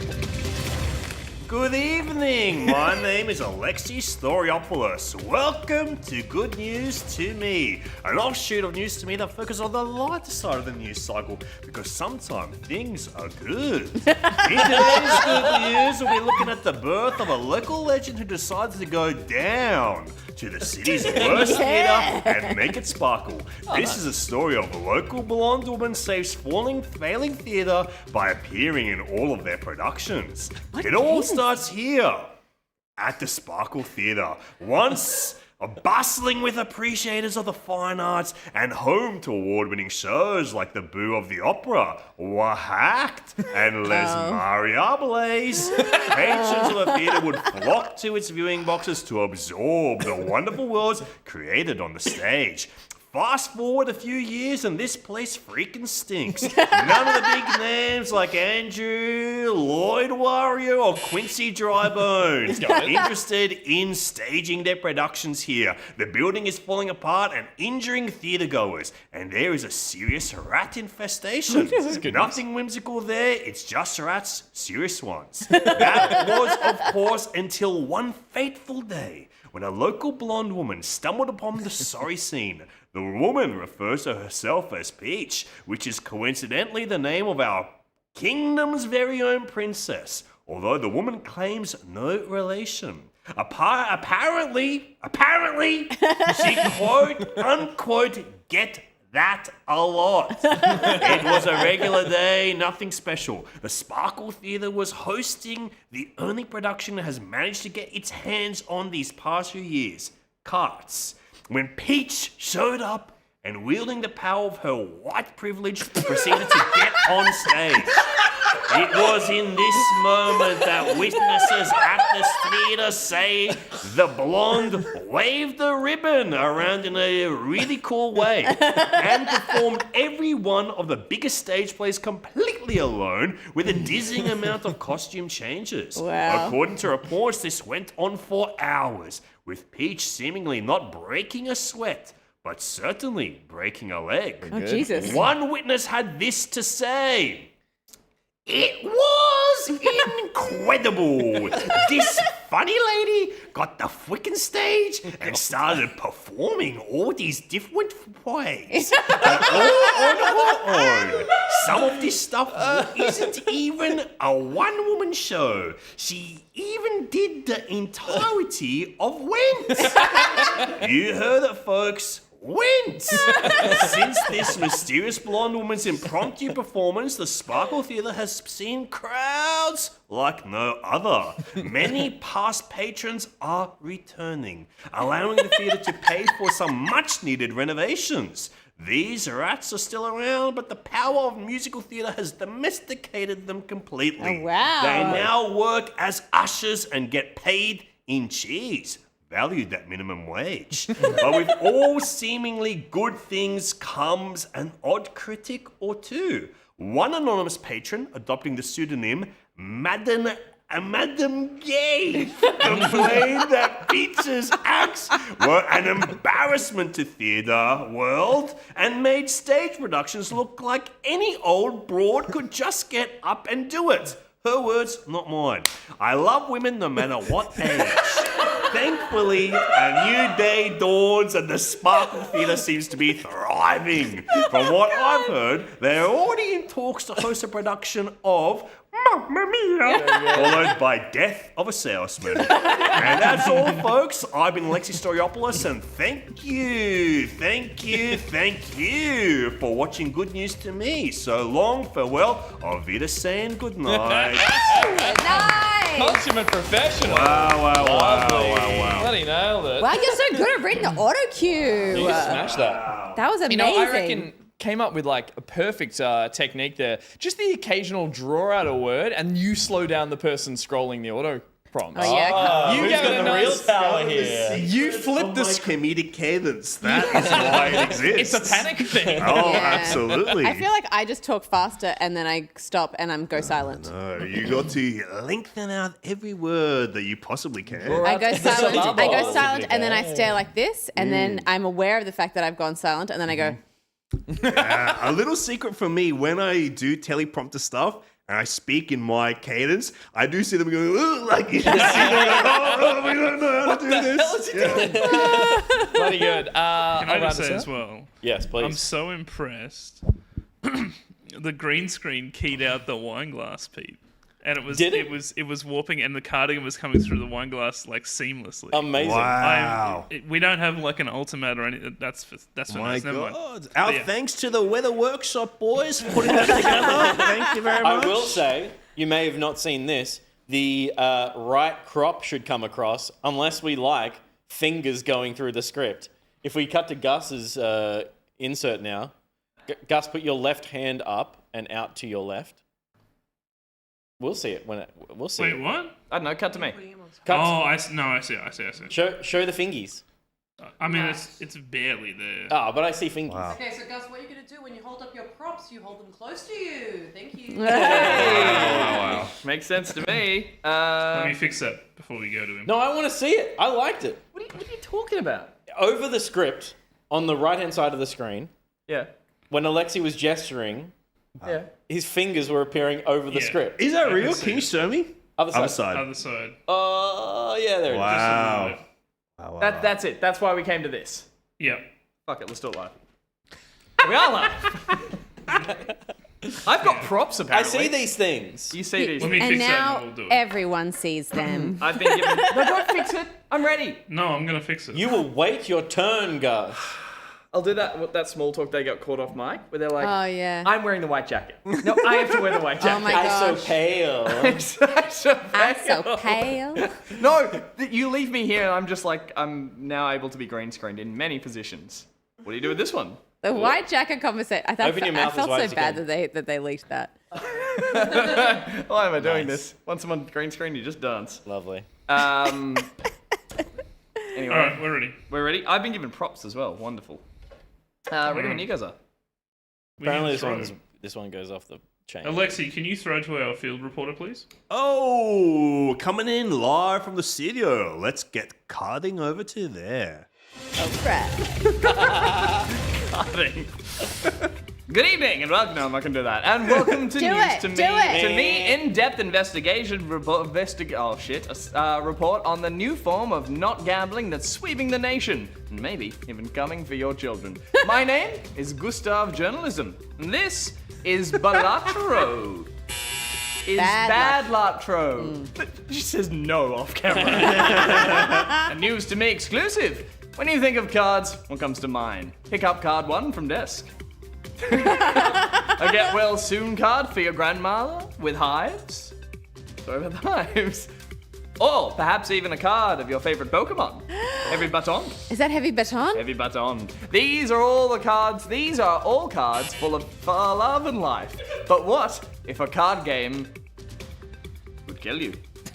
It can't, but what if? The underground card game sweeping the nation is known as Balatro and has caused quite the stir when it comes to discussion around whether or not mortals should be attempting to mess with the realm of playing card games that aren't real gambling. The World Association of Casino and Club Owners, or WACO for short, have argued that the creation of a game that involves playing cards but doesn't squeeze a guy with a wife and 3 kids for all the money he has is bad. Meanwhile, the top hat wearing activist Solid group recovery. Cards Under Magicians, or CUM for short, said it right, suggests that Balatro may be the answer to solving Joker hate. For many years now, CUM and French awareness groups, Jokers in the Society, or Jizz for short, have been working hard, fast, and sometimes prematurely to put an end to Joker hate, which they say began to rise with the belief of Joker cards being completely useless in most, if not all, card games. With the release of Balatro and its pro-Joker game mechanics that make them indispensable during play, CUM and Jizz believe this could bring in a new wave of Joker love, the antithesis of Joker hate. On the other hand, addiction can come in many forms, including gambling. While Balatro involves no real form of gambling whatsoever, it was previously removed from multiple digital storefronts after a categorization error listed it as having prominent gambling imagery and instructive material on gambling. And while this was eventually amended, one can't help but think about Balatro's effect on people too. Oh, well done. Wow. 84 Andrew Sculane. Andesculane, Old Town's Goban Man Guy.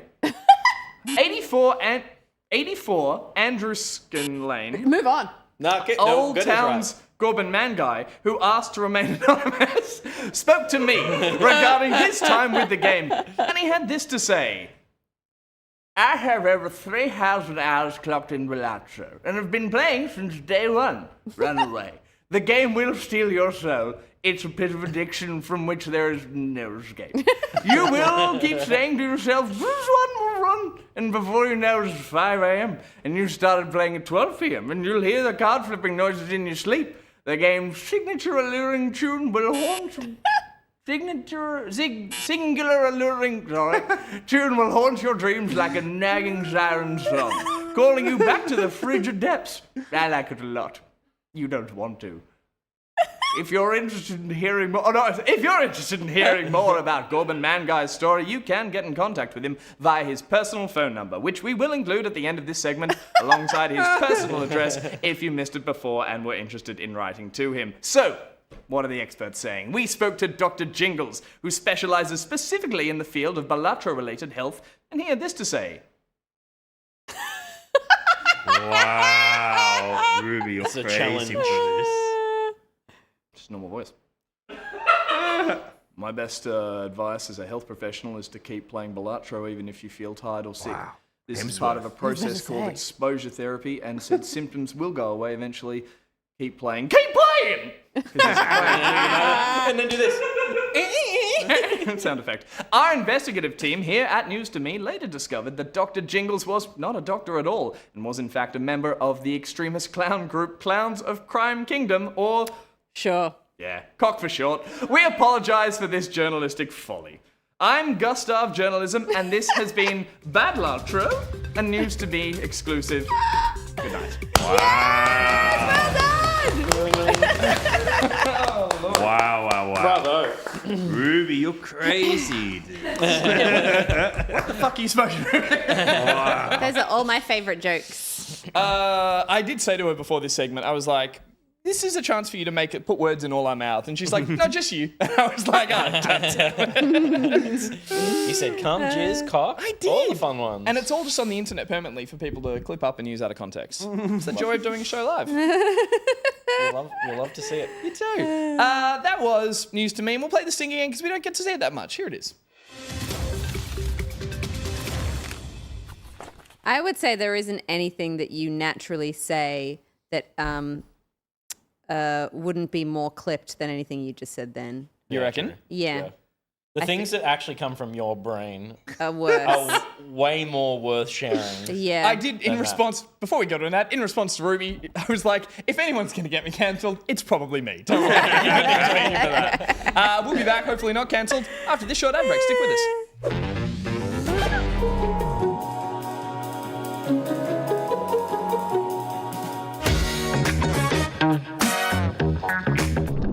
Get a full barrel of water for 100 points. She's gamifying her nun experience to make it bearable. She totally is. Which is what I would do, I suppose, in this situation. I'd leave. Maybe you can't leave because there is a mob man who is after you because you witnessed a murder. I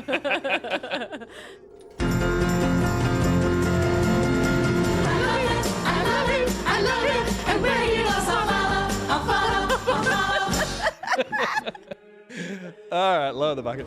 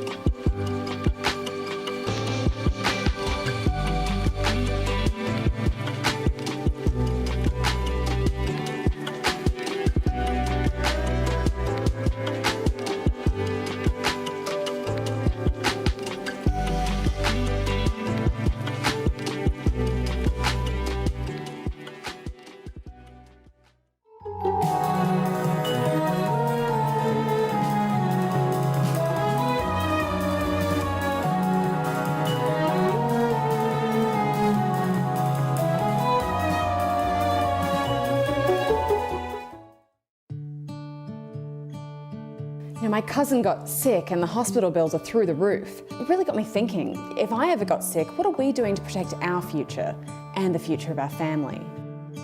That's an understandable fear. And I think we should do one simple thing, and that's contact the Learn Programming Academy. Okay, I was thinking we would get life insurance. Get your exclamation mark Tims out in the chat because over 1 million people trust Tim from the Learn Programming Academy to deliver high quality, quick and affordable tutorials on how to code. And they're all videos, so you don't even need to know how to read. I know I can't. But I'm worried about dying. We all are. So why not live forever by coding a robot to transplant your old, disgusting organs for fresh new ones while you sleep? I'm sure it's possible. I don't think it is. Well, that's because you're stupid and you haven't contacted the Learn Programming Academy. What the fuck did you just say to me? The Learn Programming Academy. You'll give it a C++.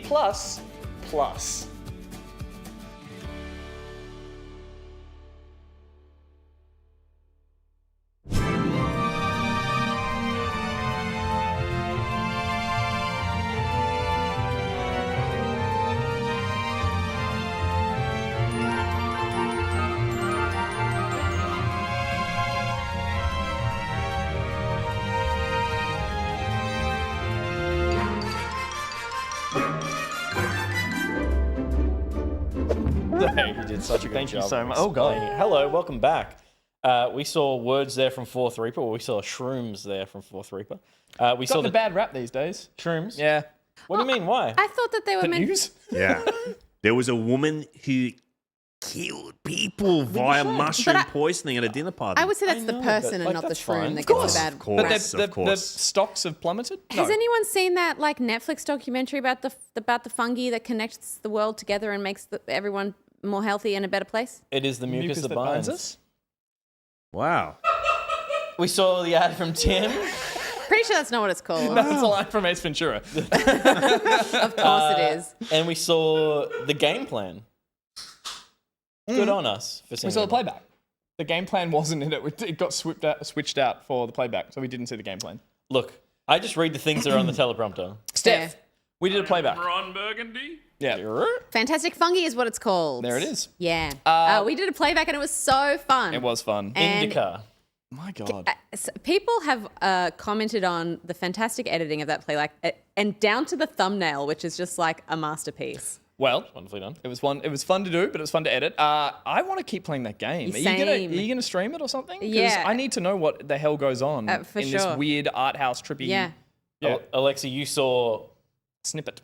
a tiny piece of it and you're like, what's that? I want to play that. You didn't even see the weird It's bit. compelling. Yeah. I was drawn in. Yeah. I was mesmerized, if you will. It is so unexpected, but like the less you know about it, the better as well. I think. would say and I haven't played it, I've just watched you guys play it. It's got Veach vibes. Whoa. Veach energy? In that, I think it's a little more kitsch than witch. Wow. But it's Very it's doing unexpected things. Yeah. And that was like the great thing about that Vitch film was that you felt like you knew what you were watching and it kept teasing that it was something else. Also, like, and it's back of the box stuff, so no spoilers. It's about a nun in a like dystopian kind of like alternate future, but it's very old-fashioned nunnery in Russia, who is like the young nun in this convent that just all condemn her and do not care, like don't like her, and she has the voice of what I think is the devil. We don't quite know, but she has voices that speak to her. Hence the Vitch style Black what was his name? Black Would you Phillip. like to live? Yeah, deliciously. So, but it's weird. It just gets weird, and it's like an A24 black and white Russian film or something. It's just where like can I buy this game? it's on Steam. It's on PC. You'll find it on all good video games. Yeah, Okay. I got it on Steam. I'm going to play it for sure. yeah. Unless you want to play it again. We can do a follow up. Wow. If you haven't seen it, head over to our YouTube channel. You can watch the full playback there. Also, for people at the gold tier of our Patreon, you do get access to the thing I'm stealing. This is off. Oh, it's the wine. You had had that two nice glasses of sediment it. at the bottom. It tasted sweet, thought it like it was was kind of going into a balsamic direction. You know what I mean? Oh, like a good balsamic. The I gold thought tier. I think it tastes great, but I am messed up. Like Yeah, that. fuck you up. He has done something It to had me. 6 glasses of wine impact Oh, from two- one glass. 2 glasses of box wine or a 6-bottle. It went directly to the dome, that one. And I'm like, okay. Even longer for the last couple of weeks. Sorry to finish that point. Yeah, we had the full playthrough available. So if you want to see the rest of it and all the bits in there, including me lost with a ladder for about 15 minutes, which It's really conveniently it's great content. it actually is, but I had to cut it out because it was just like, well, this is. Did you leave in the part that I solved it easily? Yeah. Because that never happens, you Steph guys. nailed the puzzle. But yeah, the full playthrough is available on a private link if you're our gold tier and above. So jump on that if you'd like more content. That and all the previous playbacks. Absolutely. Right, the next. Thank you.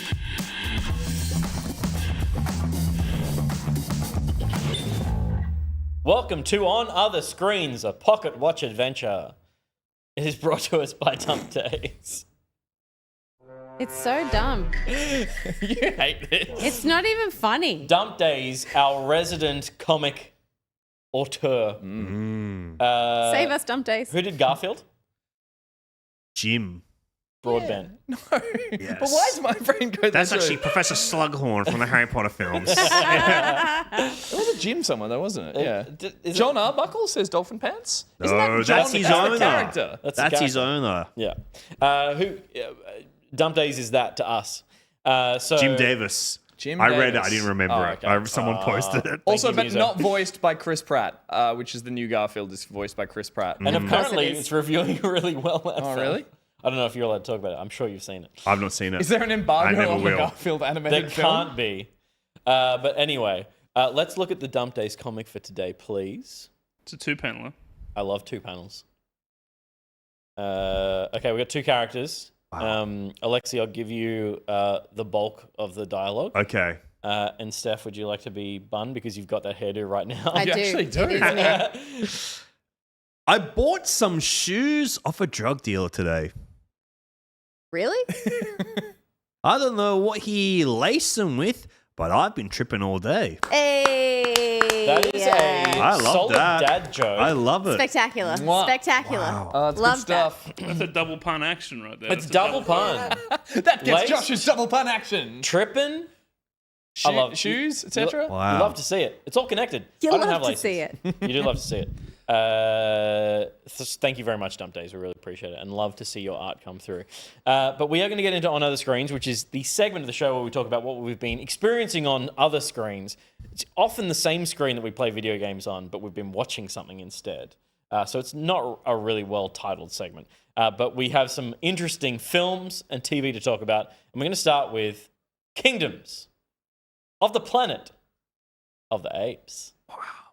Alexei. Kingdom of the Planet of the Apes, the latest entry in the saga of apes, chimpanzees, monkeys, and bonobos. I'm a big apes head from way back when. Yeah. The original 1968 release of Planet of the Apes is one of my favorite films of all time.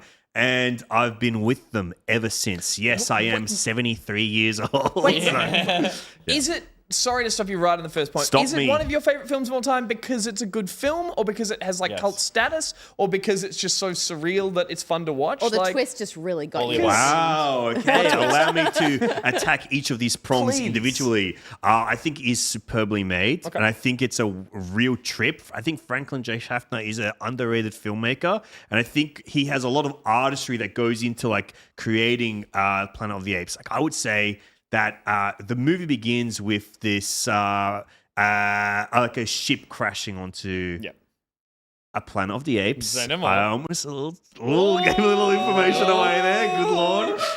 It's actually a moon. Yeah, but when it crashes in, it uses a lot of like interesting like filmmaking technique because they don't have miniatures. It's like they don't have that kind of thing. It's all just done with camera, and so it's like takes you into like this trippy space with it. Star Wars is still a decade away. Absolutely, yeah. So it's like they're really experimenting with stuff, and I love fucking apes, man. I think they're awesome. Someone clip I love fucking apes. I love fucking apes. Well, I do. Humans are just an evolved form of ape, and I believe in evolution. So, you know, that's my Nice save.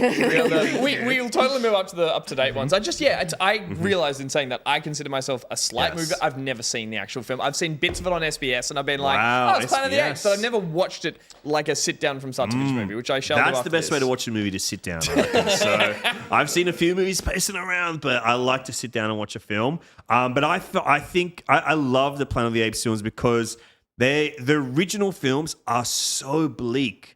They're fun because you're like seeing these great prosthetics and like these fun characterizations, and they're a little goofy, but they're so bleak. I mean, the sequel, Beneath the Planet of the Apes, it ends with the world exploding. Like it is destroyed. And then they made a sequel to that where they go back in time. We've got a fish out of water comedy with the apes going back to 1960s Earth. And then it ends bleak as well. And I think that the new trilogy that came out last decade with Rise, Dawn, and War of/for the Planet of the Apes.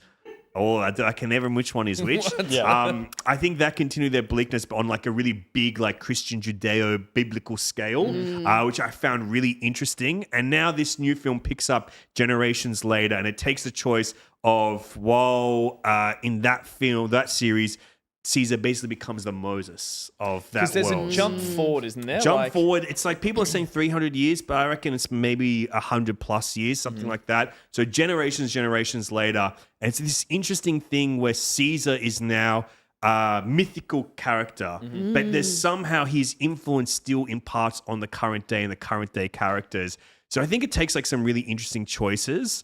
It's shot in Australia, shot in New South Wales. You can walk out here and you go, wow, I'm experiencing Planet of the Apes right now. But I think it's like it makes some really interesting choices with, but on probably a scale that's a little bit more, I would say like I wouldn't take a 13-year-old kid to like the other Planet of the Apes films, but I feel like this is a little bit more accessible. Okay. Sure. And it's like shooting for something a little bit more fun, easier, but it's still quite bleak, and it has like this human story meets the ape story, so kind of like having to morally play in different areas. But I really quite liked it. But I think like the thing that really works for me about, particularly from the second film on in this saga, is that Caesar is the lead, and so you're always empathizing with the apes. Yes. Where the Charlton Heston film, and I haven't seen the sequels to that film, but that film is like you, the audience, are planted with Heston.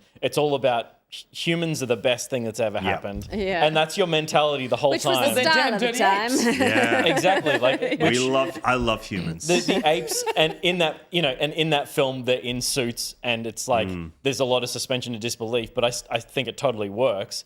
But you are always wishing the best for Charlton Heston's character. You're like, we hope he succeeds. I hope this guy gets back home. Whereas you're like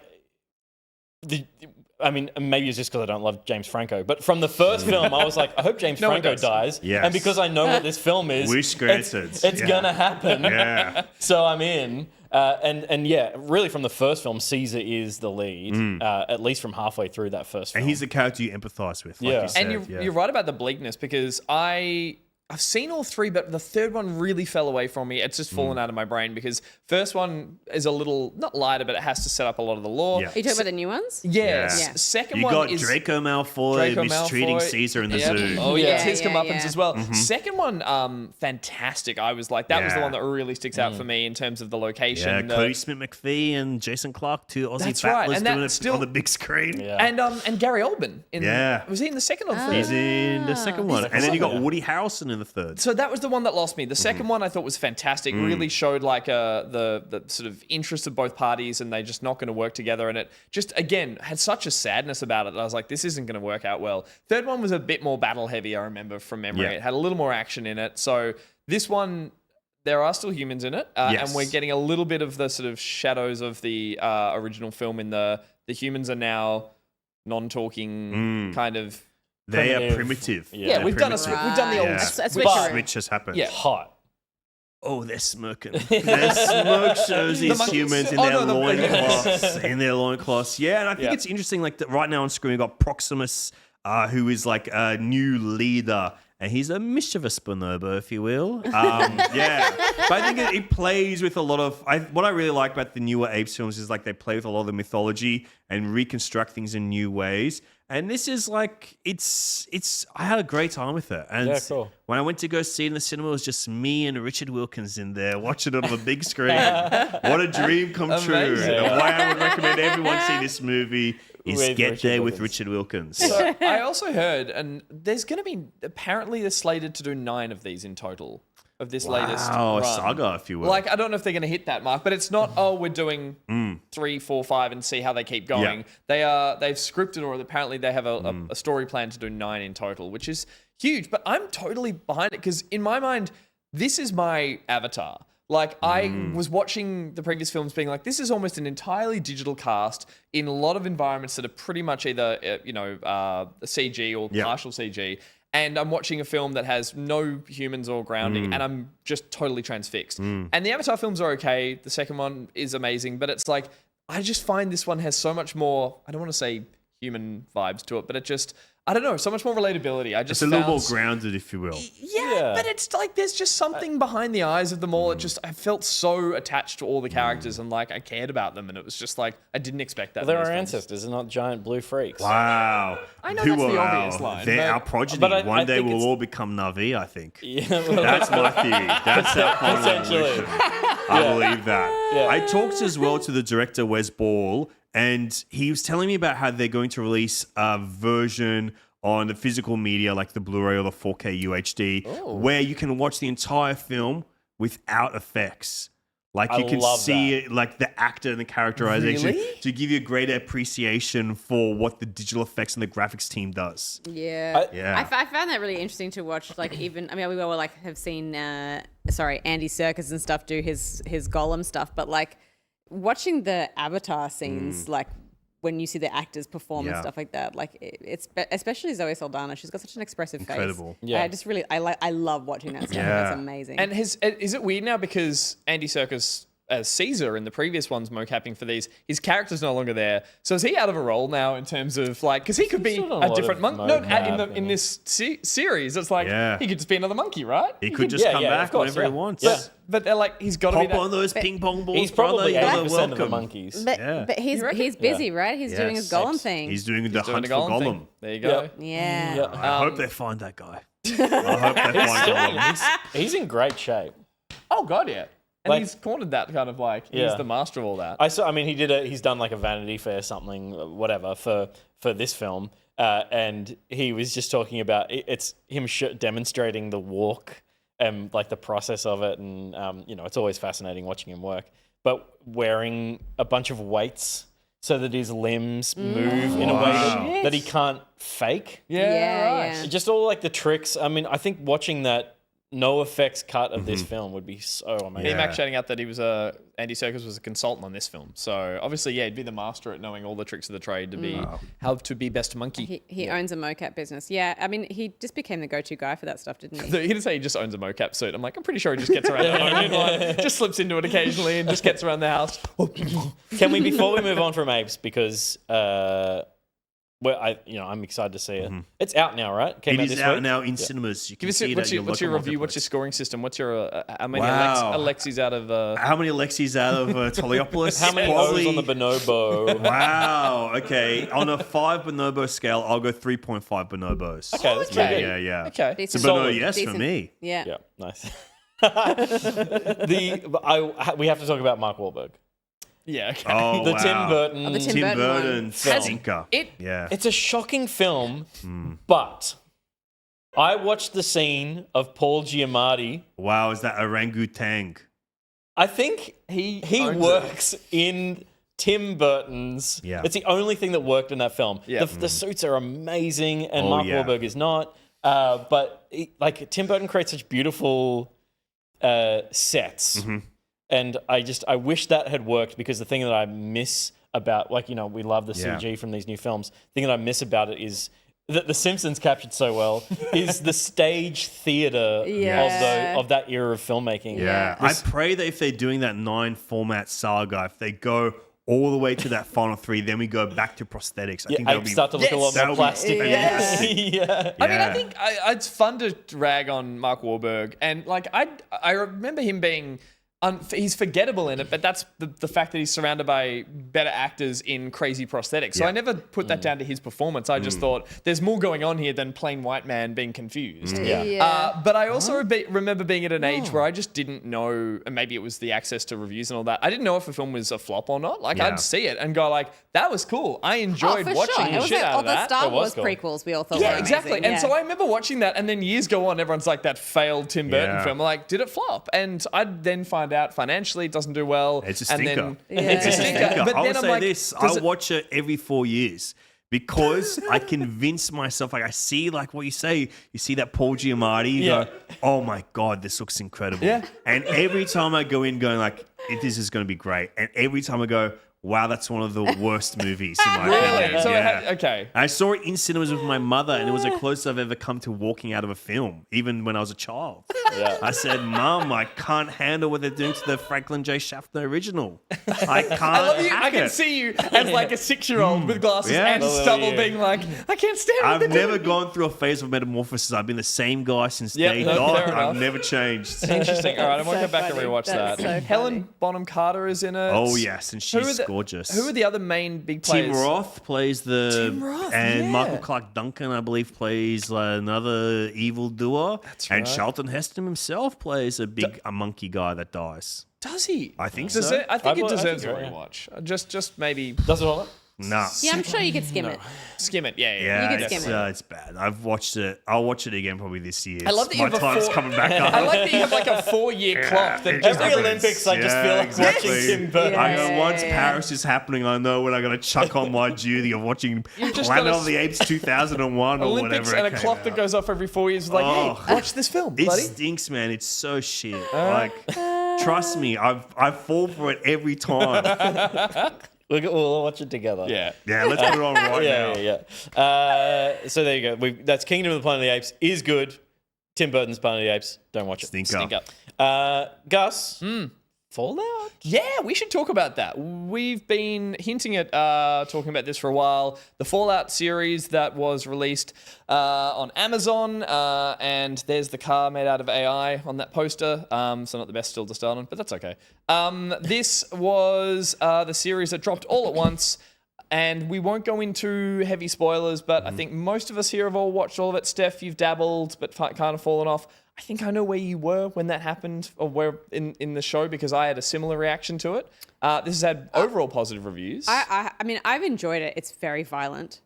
Yes, that is a big part of it. I think the big selling point of it was the Fallout series are very violent. But for me, it's more just I don't watch a lot of TV at the moment. So Fair enough. I don't watch a lot of TV at the moment.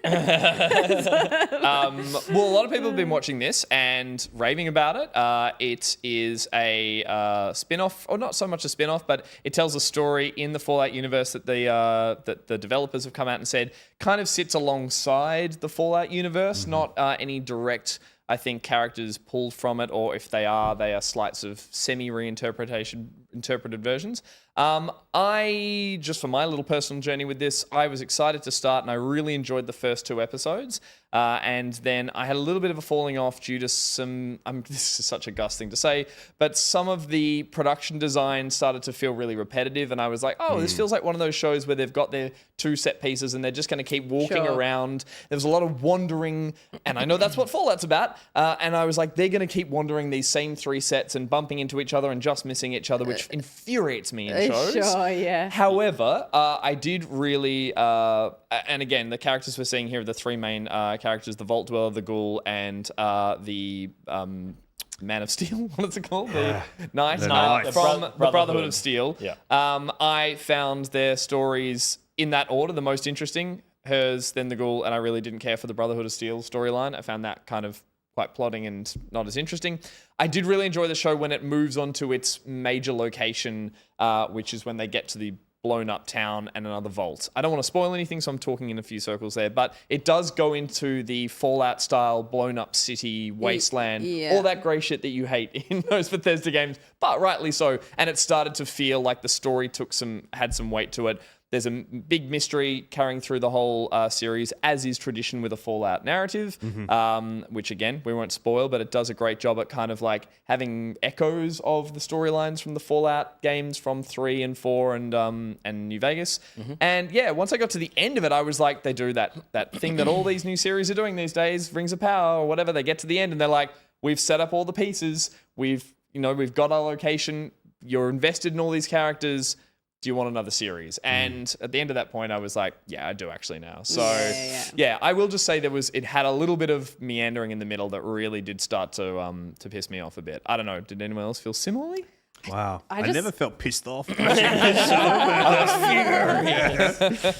just love her. I think she's such a great protagonist, and like and I mean, I always, when there's a cool female protagonist, I'm always so much more invested, and I love that for this like genre of show as well. We don't see that a lot, so yeah, I think she's great. I love all of the stuff in the bunker. I thought was so well done and so stylish. And it's like a vault, Steph. Come on. Sorry, yes, in the vault. It was just like it made all the right jokes and hit the tone so well. It was like creepy and horrifying, but funny, and kind of didn't take itself too seriously. I kind of could have done with maybe not a whole, but almost half the series in the vaults. Same. I was really invested in I that. wanted to stay in there, man. They did such a good job of like the claustrophobia and the confusion and it's such an interesting, just like microcosm of society when you see people that are trapped in that scenario. Between that and some of the flashbacks you get early on, between how Vault Tech set itself up, and I found that stuff fascinating, seeing that pre-world, because I forget that the Fallout series are about what's the word? Like an alternate reality where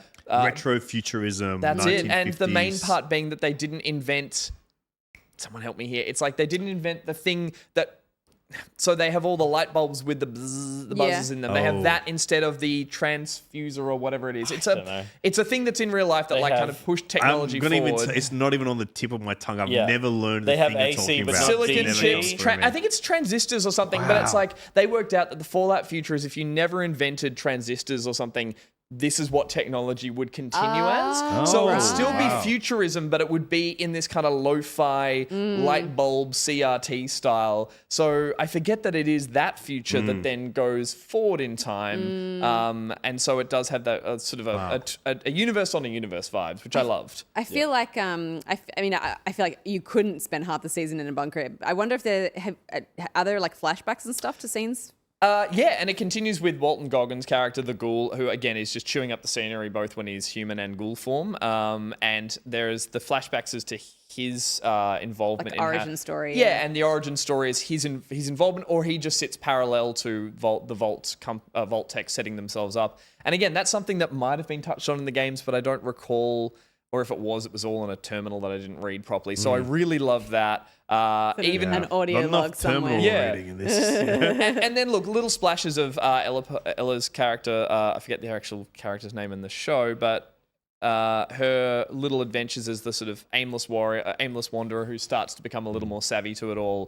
But I'd also like that character didn't start as naive. Totally. Like I guess they're naive in that they don't. They're hopeful. Fully, and they're hopeful. Yeah. They don't fully understand what they're going to discover when they get up outside the vault. But they're, part of the experience of being in the vault is she knows how to shoot. Yeah. She knows how to She's fist almost fight. over-prepared, She's like, yeah. and she's like empowered. Like she's fucking and fighting and shooting and doing everything in that first episode. You're like, oh, you don't need to learn how to do this stuff. Yeah. You know who you are already. Yeah, And you watch her stay herself throughout the whole Yeah. series. I just think was so awesome to watch that character be strong from the start and stay strong throughout and affect the world around her rather than the corrupt world upstairs corrupting her. I like that she's even got she's got prepared scenarios of how to deal with people and de-escalate conflict and stuff like that. Like I love that was. And it can be naive, like she's after the golden rule and everything, but it's like she's quick to just adjust or and deal with it in a way that it doesn't just feel like the wide-eyed, quite literal wide-eyed, like confused person who's just I don't get it. Like being confused for too long as a protagonist just gets frustrating. Fuck, though, she has the biggest eyes I've ever seen on a human being. She is like- it's like she is a Disney character in real life. Yeah. Holy shit. I would really jump off on what you guys were saying in that I think what this series does really well, and like Steph, I'm not a big TV guy. I don't watch much television programs, but I think what this does really well in adapting the essence of a video game is in giving you 3 different protagonists. It shows you in a role-playing game style format like Fallout, it shows you the differences in play styles and like how you can kind of walk through this world, how you can interpret this world. Like one's more comedic, one's more like a Western, one's more this, and it uses genre to communicate. One's a superhero kind of power Exactly. armor. And, It kind of shows you different styles of the game and different ways to kind of interpret that game. Yeah. I think it's a really excellent adaptation in that respect. Like I think it takes what it feels like to play a game and translates that into a narrative format for an audience to that. And I would say more so than something like The Last of Us, which is a very direct translation and a very direct, only, you're taking it wholesale basically. This is taking the essence and then going, okay, here's someone who will never experience this. How can we give them experience like that game? Which I think was the hardest task for them. You can tell they could have told one of the stories that Bethesda have told in their games, and it could have been good. But the thing that they couldn't fail, and I don't think they did, was the amount of reference and the ways that it lent on the Fallout lore that people were expecting it to. Yeah. Because they and I think like The Boys is a fantastic part of their pedigree that's allowed them to do this so successfully is to go, we know how to parody the superhero genre in a way that still respects what makes superheroes fun. And we know how I think they did a great job of making a video game television show and referencing that without making it feel on the nose. Yeah. Because that's so often what people get wrong. You're so right. Maybe it is how much dense lore and references there are to draw in those games, but I definitely felt the same in terms of there was no like Leo, like, oh, there's that thing I know. Yeah. It's Except wasn't when they intentionally were putting it front and center, like, you're going to fucking hate all these side quests that we're going to go on.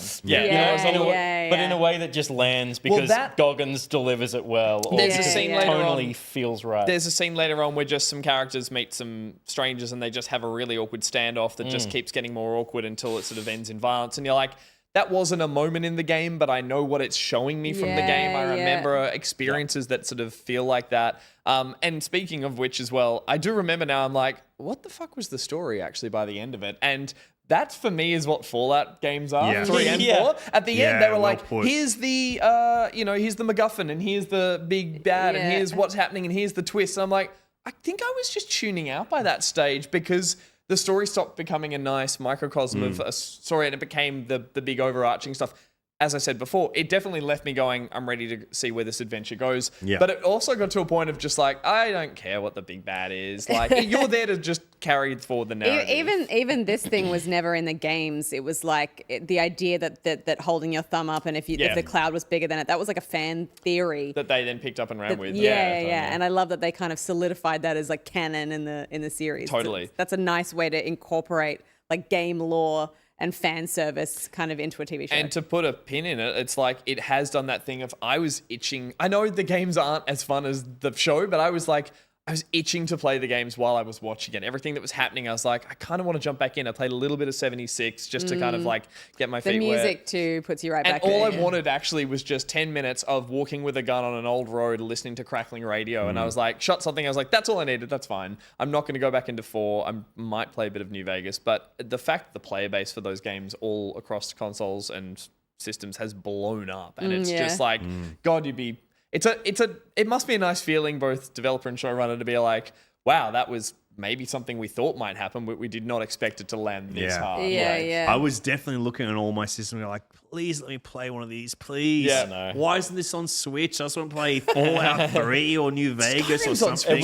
It was almost a much needed win for Bethesda. I was going to say during a rough time as well, but Bethesda Publishing and their next-gen patches have been a disaster as well. True. So it's just been a nightmare, apparently. Do you think they'll go on to adapt like Elder Scrolls at Amazon Prime as well now? I don't think you wouldn't when you've got you got your Rings of Power. Doing Rings of Power. Hey, how long do they have that for? I think come on, one more season maybe. That was till they run out of money.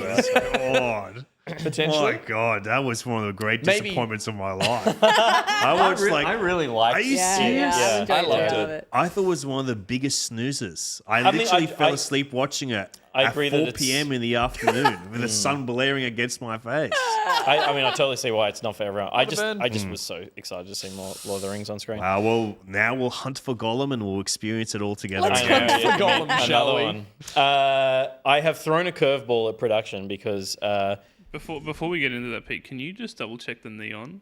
Because it's moved quite a lot since the start of the show. Oh, it'll be fine. I don't know if that's just. Did you hang new wire? No, it would have been blue tack. The blue tack is hot, and so it's just like it's causing an effect of. The studio tearing. will slowly drift over the course of the. Can you stream. just tilt the room? Gosh, I thought it was just the off wine I was sipping.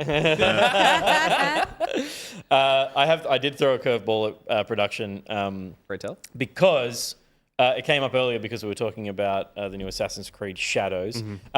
Shogun. It's got to be the best show to come out this year. I've only seen 6 minutes of it, so Oh, I shit. can't agree. Oh, no. I can't agree. I don't know. I've not about seen this. it. Yeah. Steph and I have watched the whole series. Yeah. This is on Disney Plus, where they've massacred it because you can't turn off motion smoothing and it totally destroys it. But we found another way to watch it: emulation. Nice. But it is on Disney Plus. It is set in 1600 Japan. Good year. Japan was, an empire before the British and Spanish empires started to expand down in that direction. And the Spaniards got there first, started to spread Catholicism in a heavy way. And this show kicks off with a British ship being the first British ship to make the passage to Japan, and it I think is attacked or crashes on the shore. Well, no, it gets captured, and it follows the adventures of this British pilot or ship pilot. Captain? He's not the captain. He's just say captain. No one's going to correct you. He's not the captain, but he's the steerer. He's the steerer. Wow. Navigator. He's the steerer, and he rocks up. He's the Anjin, and he rocks up in this foreign land, and where Japan is in it's in a feudal time. Is it feudal? Yeah. Okay. It would be like the end of the feudal Japan era. They're just getting over it. And so they're dealing with so many feuds. Foreign pressure for the first time between like the Spanish and British empires that they don't fully understand yet, and it's fucking brilliant. No, I want you to tell me about that. I'm like, the history lesson part, I'm like, I'm going to get this when I watch this. You're But, not like, going to because you don't care about story. You've said that like 3 times I tonight. want the story. I don't want the history of it. I'll catch up on that. Good story? It's awful. Oh, no. Well, it's all about the history. It's a really great show, excellent cast, and it is kind of just this really intimate story between a few characters in this big story happening around them. So And very, very much like fish out of water kind of story of this white character who's kind of trying to get an understanding of this culture for the first time, while also there's this kind of conflict between the Catholic and the Protestant. Right. Conflict is like, I've never really understood, but you really feel the weight of how intense it is for them. I do apologize. It is the Portuguese. that are in The Japan. Portuguese. To any Spaniards watching, we do apologize. Wow. Yeah, I've decided I only watch like 5 TV shows a year. This will be one of the ones I watch. Okay, yeah. I think this will be the show of the TV show of the year. It's so stylish. It's by a so long beautifully way. shot. I was going to ask, And- it's not an action-focused thing. There is some, but it's like it's more just this kind of how they've captured that sort of. But there is great like action to it. Okay. And Hiroyuki Sanada, I think you'd recognize him if you saw him. He's quite a famous Japanese actor. He's a producer on the show, and I think was a big kind of like consultant in the specific like language of Japanese that they're using is like of a period. Right. So I think he was sort of saying that like it was really difficult for a lot of the younger actors to come in because they're effectively speaking like the equivalent of Shakespearean English. But obviously Japanese, and that is such a. So when you're listening to it, we were kind of remarking on the kind of cadence of the ways some of them spoke, and I think that's because it is that kind of version of Japanese that is of this kind of samurai period that. But also obviously easy to do. They could have done it the more just in regular speaking Japanese, and we would have been like, well, I guess that's how it should have sounded. But the fact that it adds a bit of a sort of they do the common language between the Japanese and this Englishman who rocks up is Portuguese. Wow. So, but they speak English instead of Portuguese. Wow. Yeah. So when they're speaking English, they're speaking Portuguese. They're speaking Portuguese. Yeah. But yeah, just excellent characters. And just it's beautifully shot. It's like put together. surprising. There were moments. It does that thing where there's moments where there's characters that you think are sort of going to be so pivotal, and then all of a sudden something happens to them, and you're like, what? Yeah. You know, like there's just. Is that something they die? Because like reading into that, it's like, and something happens, and you're like, what? I'm like, they died, didn't they? Well, but it also just in strange ways. Like there's just really wonderful kind of just left turns that it takes sometimes that just highlight the brutality of the period, and also that it isn't a story where you're following a traditional hero, and it's emotional and poetic. I mean, he is. They call him the barbarian, and he is the barbarian. That the Japanese culture is so like of that time is so foreign to us and foreign to this character, but still like I don't know how to put it. It's so refined and has so much meaning that he can't see or understand, and that culture shock and that culture tension is the interesting part of the show, particularly because it's between this attractive man and mostly this attractive Japanese woman as well. Yeah. And you see, like, that's the strongest kind of relationship in the film, and that's where the culture really pulls against itself. But also that kind of building of mutual respect as well is really nice to watch. It's a good show. It's such a good show. All right. Yeah, we enjoyed it. Put it to the top of the list. Now, we're going to talk about one more thing. And no one in the audience has seen this yet because they're not allowed to. Maybe someone has, who knows? Wow. But some of us in this room have had the the incredible fortune of seeing George Miller's latest entry into the Max saga. This one being I guess the Madverse. The latest being the story of Furiosa. Yes. Yeah. Furiosa, a Mad Max saga. Look at her. I feel like my So initial cool. reaction to this was just that it immediately was a more appealing film to me than Fury Road. And I enjoyed Fury Road for the visual spectacle that it was, but I think I had the same reaction also that the actors had when they were making it, is like, is this a movie where they drive in one direction, then turn around and go back again? I enjoyed it, but I remember thinking like it was a strange concept. And this immediately kind of did a whole lot more world building. It immediately set up characters that I wanted to know more about and identify with. It showed you a lot more different sort of locations. Yeah. And it kind of really heroes Australia from the get-go, which we didn't really get so much with Fury Road because obviously it wasn't shot in Australia. Heroes/vilifiers. Yeah. And so I feel like early on it feels like Australia, like there's even a shot of the planet and then it zooms in on Australia. That's like our Osneminate, essentially. Yeah. Does that happen in Babe? Oh, wow. Is there a shot like that in Babe, or am I imagining it? Oh, maybe. I can't remember. It could. I mean, it could be another Miller joint. Just a Miller trick. Hallmark. Yeah. It was really cool, and I feel like it presented a story that felt like it had a lot more weight and meaning to it, and one that I felt like I was invested in from the start. Whereas I think Fury Road, while I enjoyed it, I was a bit confused by it drops you in. Yeah, by the relationships and the kind of power plays that were happening. Whereas this, I'm just like, there's several characters that I'm following that I just want to see succeed, and other characters that I really want to see fail. Yeah.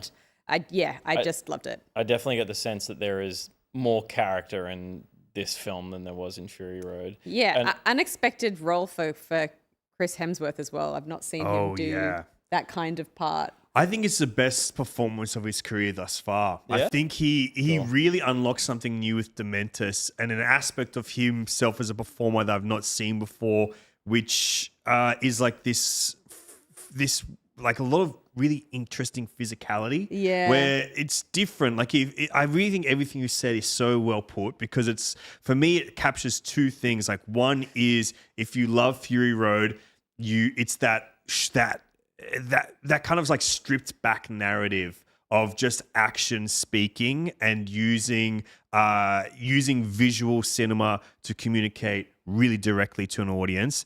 This has a truck chase sequence or a truck convoy sequence that is better than anything in Fury Road, but it also has this much larger scale story, this huge world building of the wasteland as we see it through the eyes of Furiosa and the other characters and stuff. But it's Hemsworth as this villain of Dementus. It's like this great physicality where, because you're seeing him over like this long period of time, longer than you've ever spent consecutively in the wasteland, you see how someone can rise to the top of the wasteland but still crumble with it and stuff. Like, you see him begin like as this creature that purports and pushes out confidence, and then you see that change as he journeys throughout the film. I would say, like, I love Mad Max. George Miller's one of my heroes for my whole life growing up, and this is my favorite entry of the Mad Max saga thus far. Wow. What's number two?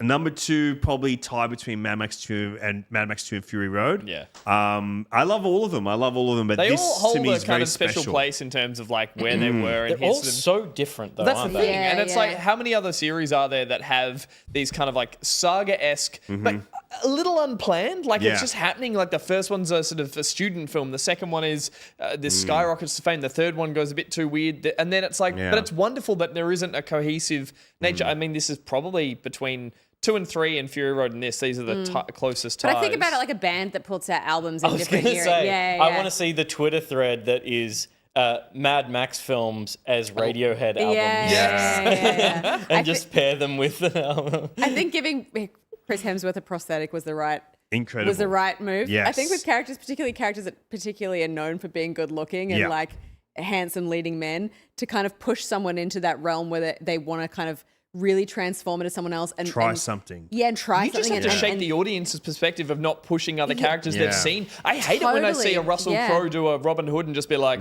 I'm just me again. I'm like, grow a tash. Do something weird. Do something I can hang on to, and you can put that performance on. Totally. And I would say as well, Anya Taylor-Joy, I think another magnificent performance. Oh, great. Yeah. Like, I think she's such a tremendous actor.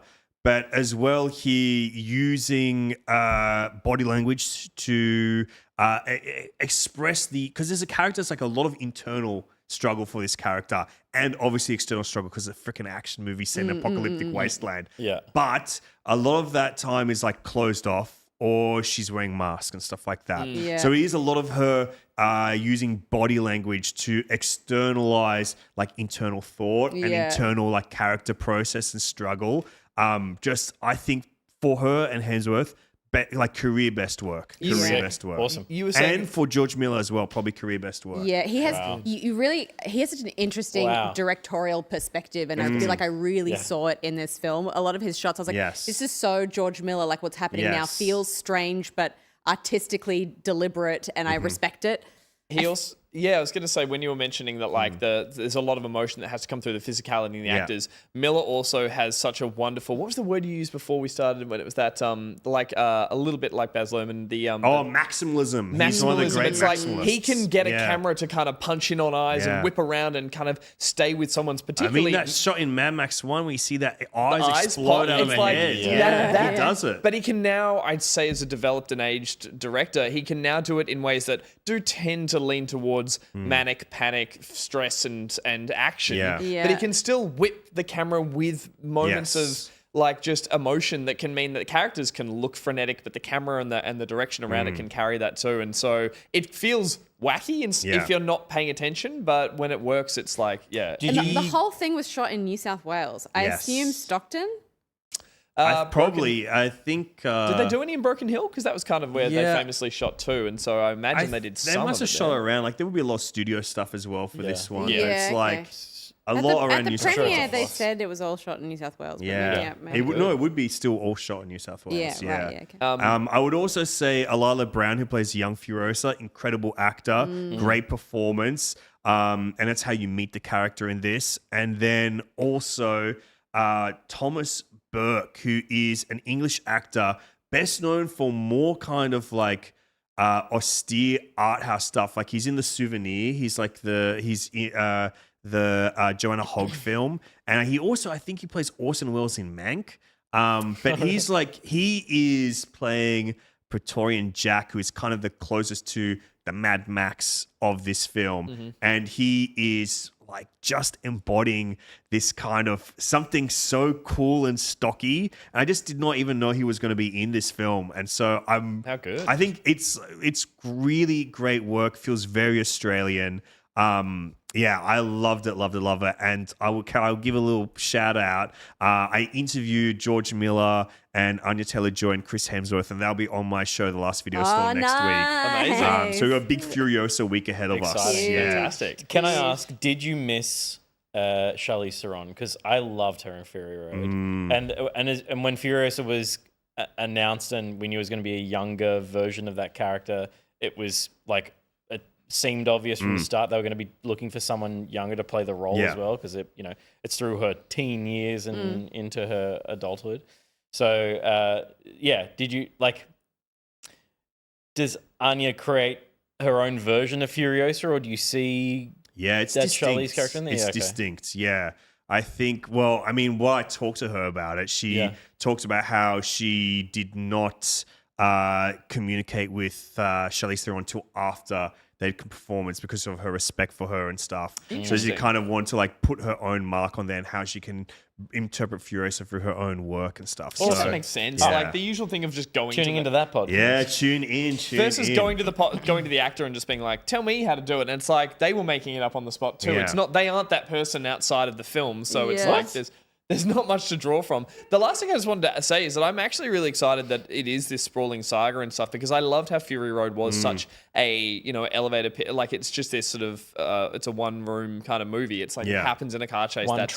One truck movie. And I'm like, you could argue it's now gone, it's quite long. It has a lot of narrative threads and all that. But I love when they earn that through the previous film. It's like, it's not, hasn't come in and done that. And like to your point, you were saying that Fury Road does that stuff where it enters late and it leaves early. You're just like, what the hell is going on? What the hell is Bullet Town? And like, they just talk about it. And I rewatched it the other day and I was like, they really just start and just let you play catch up. And it's lovely that there is that film. And now there is this version that goes, I'm going to give you everything. And it's like, I want that. But this, like, I feel like this does a lot more to kind of set up the world, but not in a way that feels like hand-holdy or whatever. Totally, or it's expositional and not stuff. like, it gives you a little bit of like a text at the start, Yeah. and then but it does it more with just kind of showing you different communities and different ways of living in the world as it is now. Yeah. Which I feel like I didn't really get in Fury It wasn't, Road. but it's nice that they now. Well, they're like people in pits getting milk poured over them and shit. And Yeah, it's like, yeah, I was like, that what? looks so cool. I don't understand how this world works. But Yeah, he did that yeah. thing, which is in that film. He sparked our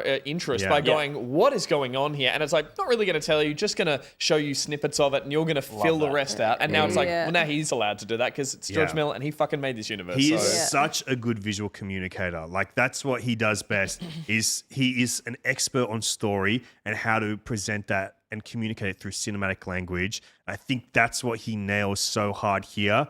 And it's like even the way he communicates silently. Like there's long stretch of this film, not just dialogue free, but they feel sound free as well. Yeah. Apart from effects and stuff, the diegetic noises and stuff. And it's just like Sound of a wow, V8 you going feel it. flat That channel. is the sound, basically. Yeah, that is the sound. But I think it's just like you're seeing this man working on a whole nother level. And he said this great thing that I read years ago where he says each film is a rehearsal for the next one.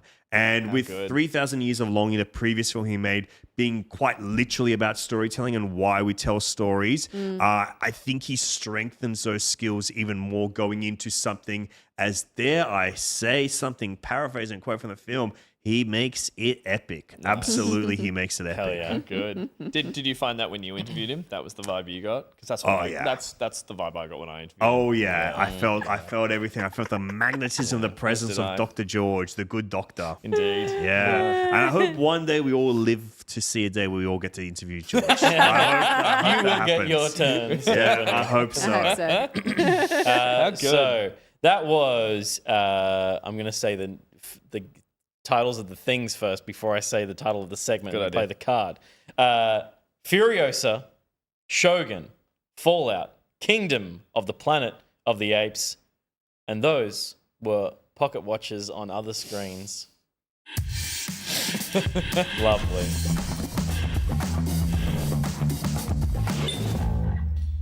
Which brings us to... Whoa. Hello? Have we got George Miller on the line? Is Steph about to interview him? Mr. Miller. Which brings us to the end of the show. Coming up next, we do have the post show, and the post show is where we're going to chat a little more. May I? Sticking around? Oh yeah, if you give me another glass of stale wine, I'll be here all night. Yeah, I can just get you some actual vinegar if you'd rather drink that. We have Oh some, yeah, we can have I some get real some one. vinegar? Hold the chips. I get in trouble for asking people that live on air because it puts the pressure on them. No, But I thought, was committed already in my head. I It's was like, basically proposing at the baseball. and I also was like, I but can't imagine can't say standing no. up anytime soon. Was my main thought. That was it. Sometimes people are super keen and then they do the show and they get so exhausted by it that we get to the end and they're like, noise. yeah, No, I'm gonna go home. No, I have no home to go to. I'm moving in here. Well, Alexei will be here for the post show, so make sure you're there for that because it's going to be a good one. We're going to answer your questions from Discord as well and have a look at the creative tab. It's always a treat. So to get access to the post show, you need to be the gold tier on Patreon. Have a think about signing up because not only do you get access to the post show, you get access to the extra episode of the playback. I'm looking at the It's right banner. there. Oh my god! You get access to... Oh, I missed the rest of the strap. There it is. You'll also get access to the bonus Let's Plays, live post shows. Oh, we already mentioned that. Exclusive merch. That's correct. That's coming up. Is that correct? Exclusive merch? No, it's just saying join the Patreon. Okay, It's so it's not true. exclusive in that you can't buy it outside of the Patreon. True, but not It's at the gold tier. Patreon It's above the gold exclusive. tier. I saw some in Check it Kmart. out. I think Anko's doing some knockoffs. Of us? Of Back Pocket? Yeah. Oh my God, good on him. You'll also get the bonus episode of Pocket Buds. And Pocket Buds is coming out tomorrow. This week on Pocket Buds, Ruby talks Easter eggs in games with thumb cramps, boys. Everyone can listen to that. You plebs at home can listen to it. That's a freebie. Without paying a single dime. So make sure you're subscribed to Pocket Buds on your podcast app of choice. And at the gold tier on Patreon, you'll get access to the bonus episode where bonus episode is just says mystery egg here, where the boys go head to head to guess which game the Easter egg is from. Oh, Love that sounds fun. That does sound fun. That sounds fun. Wow. I'm going to be there for that. I know you mean it, but the way you're like, oh, that does sound fun. Oh, that does sound fun. I tell you what, bit of mystery egg guessing, gotta love that. That does And sound those Good. thumb cramp boys, some of the most dastardly minds in all the they? industry. Very interesting They're specimens. sick puppies. You They're put them sick together with puppies. Ruby and you got quite the cocktail. Scary stuff. Add an egg, Add some stale wine. add an egg, and you're good to go. Alexei, Yeah. where can our audience find you? Obviously, you got the last video store Yes. episodes coming out next week with about Furiosa. Absolutely, yeah. Check out the last video store. It is my podcast. If you have not told, I'm obsessed with film.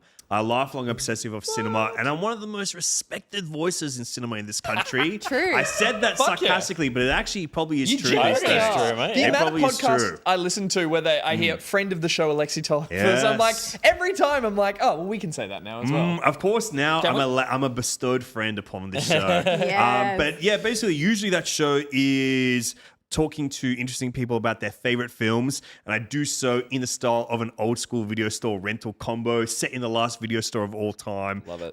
So we've got every single movie out there that they can talk about, and it's a real joy because I really care about like that experience of discovery. And for me, I don't think of myself as a film critic, but more as someone to help guide people to discovering the films they're going to love for the rest of their lives. Nice. And so this has been like my dream show to like do it this way. Amazing. So I've had really cool people on. We got Troy Casadele, who's like the most award-winning country music singer ever in Australia, one of our great storytellers. Angela White, Luke Bracey, Ione Sky I recorded with today, the star of way. Say Anything. Holy crap. And so many cool movies. She's in Wayne's World, like my favorite movie ever. Yeah. So many cool people will be jumping in. Polly Bennett, who's the choreographer of Saltburn and Elvis. Cameron James, my best friend. He was pretty easy to book. He was actually pretty easy to book. Well, obviously, because you work together putting together the other piece of media that people Oh can go yes, and find. of course. I saw some really nice shout outs on the chat as well to Finding Jesus, the documentary series Cameron and I made with Auntie Donna last year, which is what we do is we solve mysteries. Like we actually make documentaries that are funny, solving real life mysteries. And we were the first people ever to solve the mystery of Kanye Quest, which was a video game that was thought to be used as a recruitment tool for a new age cult. And the video game was Kanye West themed. So yeah, that's and a lot of people saying nice things about it in the chat. Thank you so much. That actually means so much to me because like that show and that kind of stuff that I make with Cam, that's like my heart and soul. So thank you for saying so many nice things about it. Check it out if you haven't. The production values alone and just the research and the way you guys put it together, it's a fascinating watch, but also just really, really hilarious. And you guys thank have you. just like such good energy the whole way through it. It's it's a great watch. Yeah, Lovely. thank Beautifully you. crafted. And socials at? At This Is Alexei, Instagram, X, and Letterboxd is my main one. I mainly use Letterboxd. Nice. And so follow me on Letterboxd. I watch How many a movie. reviews have you got on Letterboxd? I don't know, probably like 3,500 or something like that. I watch a movie every single day. All rating films out of bonobos. What movie did you watch today? I watched Sex, Lies, and Videotape this morning when I woke up. Yes. So I actually did watch a movie today. You said that like to stump me, but I did I watch. was like, oh, we're running I out did of time watch to Sex, watch Lies, and one. Videotape. Okay. Yeah. Over breakfast. I did watch it over breakfast. I had a man shake, sipping on a man shake while watching Sex, Lies, and Videotape. And yeah, the freaking, that wasn't the only thing that was shaking while watching such a horny movie. Can't wait to read the letterbox review. Oh yeah, horny stuff, guys. Excellent. Great way Excellent. to start the day. Lucas Soderbergh. We will be back with this show at the same time next week. Josh will be streaming on Monday, though. That'll be at the next time this channel goes live. Josh is going to be playing some Star Wars Episode 1 Racer. Wow. Is that true, Josh? Quadraneros in the house. Yeah, shout out to Boomer Shooter for the shirt, but yeah, it's not Star Wars Episode 1 Racer. Even though I smoked everyone in this room at that game. Wow. That's true. did. He did. So, You did. no, I'll be playing some Star Citizen, which Oh. dropped a... Said no one. Maybe I won't stream anything then, Gus. Wow. I can't wait. They've dropped a massive update in the last week or two. And they've been doing some And Josh pretty dropped a crazy stuff. massive paycheck on Didn't you stream a fishing game, Gus? I did. When I say woo, I'm like anyone else streaming that but Josh, I would not watch. I'm intrigued to see not only your catalog or your fleet of ships that you've spent real world money on, but also just your absolute devotion to that world. I'm actually quite keen to watch. Penis. Well, yeah, that's Monday, so make sure you're tuning in for that. And that is our show, everybody. Thank you so much for tuning in, especially for those of you who support us on Patreon. Hang on, do you not want to plug next week? We could. We've Sorry? got the outfits. Oh, well. Whoa. Yeah, I can do that. a little teaser. Next week is a special episode of Back Pocket. A promised anniversary stretch goal promise. We don't have to say anymore. Promise. We promise. We promised that it was a promise that we made to you that we have not fulfilled yet, that we promise we will fulfill next week. Promise. So make sure you tune in for that to see me in a dress. Thank you for everyone for tuning into the show. He's 100% serious. Particularly our patrons, thank you so much. We can't make the show without you. If you can't donate, please share with your friends and family. Even if you can donate, share with your friends and family. Why not? You can do that. That's free. Head to backpocket.gg for links to everything, the Discord, the socials, the Redbubble store. Get yourself a clock. Microtex has one. He says he doesn't know what time it is anymore. We'll be back next week. For those of you at the Back Pocket tier, obviously, we'll see you at the post show coming up very soon. We're going to back it out. But Gus, thanks for joining us. Lovely. Stephanie. 2 It's weeks. me. You're back. Good to see you. Alexei, thank you so much for joining us on the show for the first time. Woo! First of many. Wow, yeah, I'm committed. I'm not getting up. Like Yeah, I said, you are stuck move here. me to the new studio. I'm coming with you, man. That is it, everyone. We're going to back it out. Thanks so much. Good night. See you later. Bye.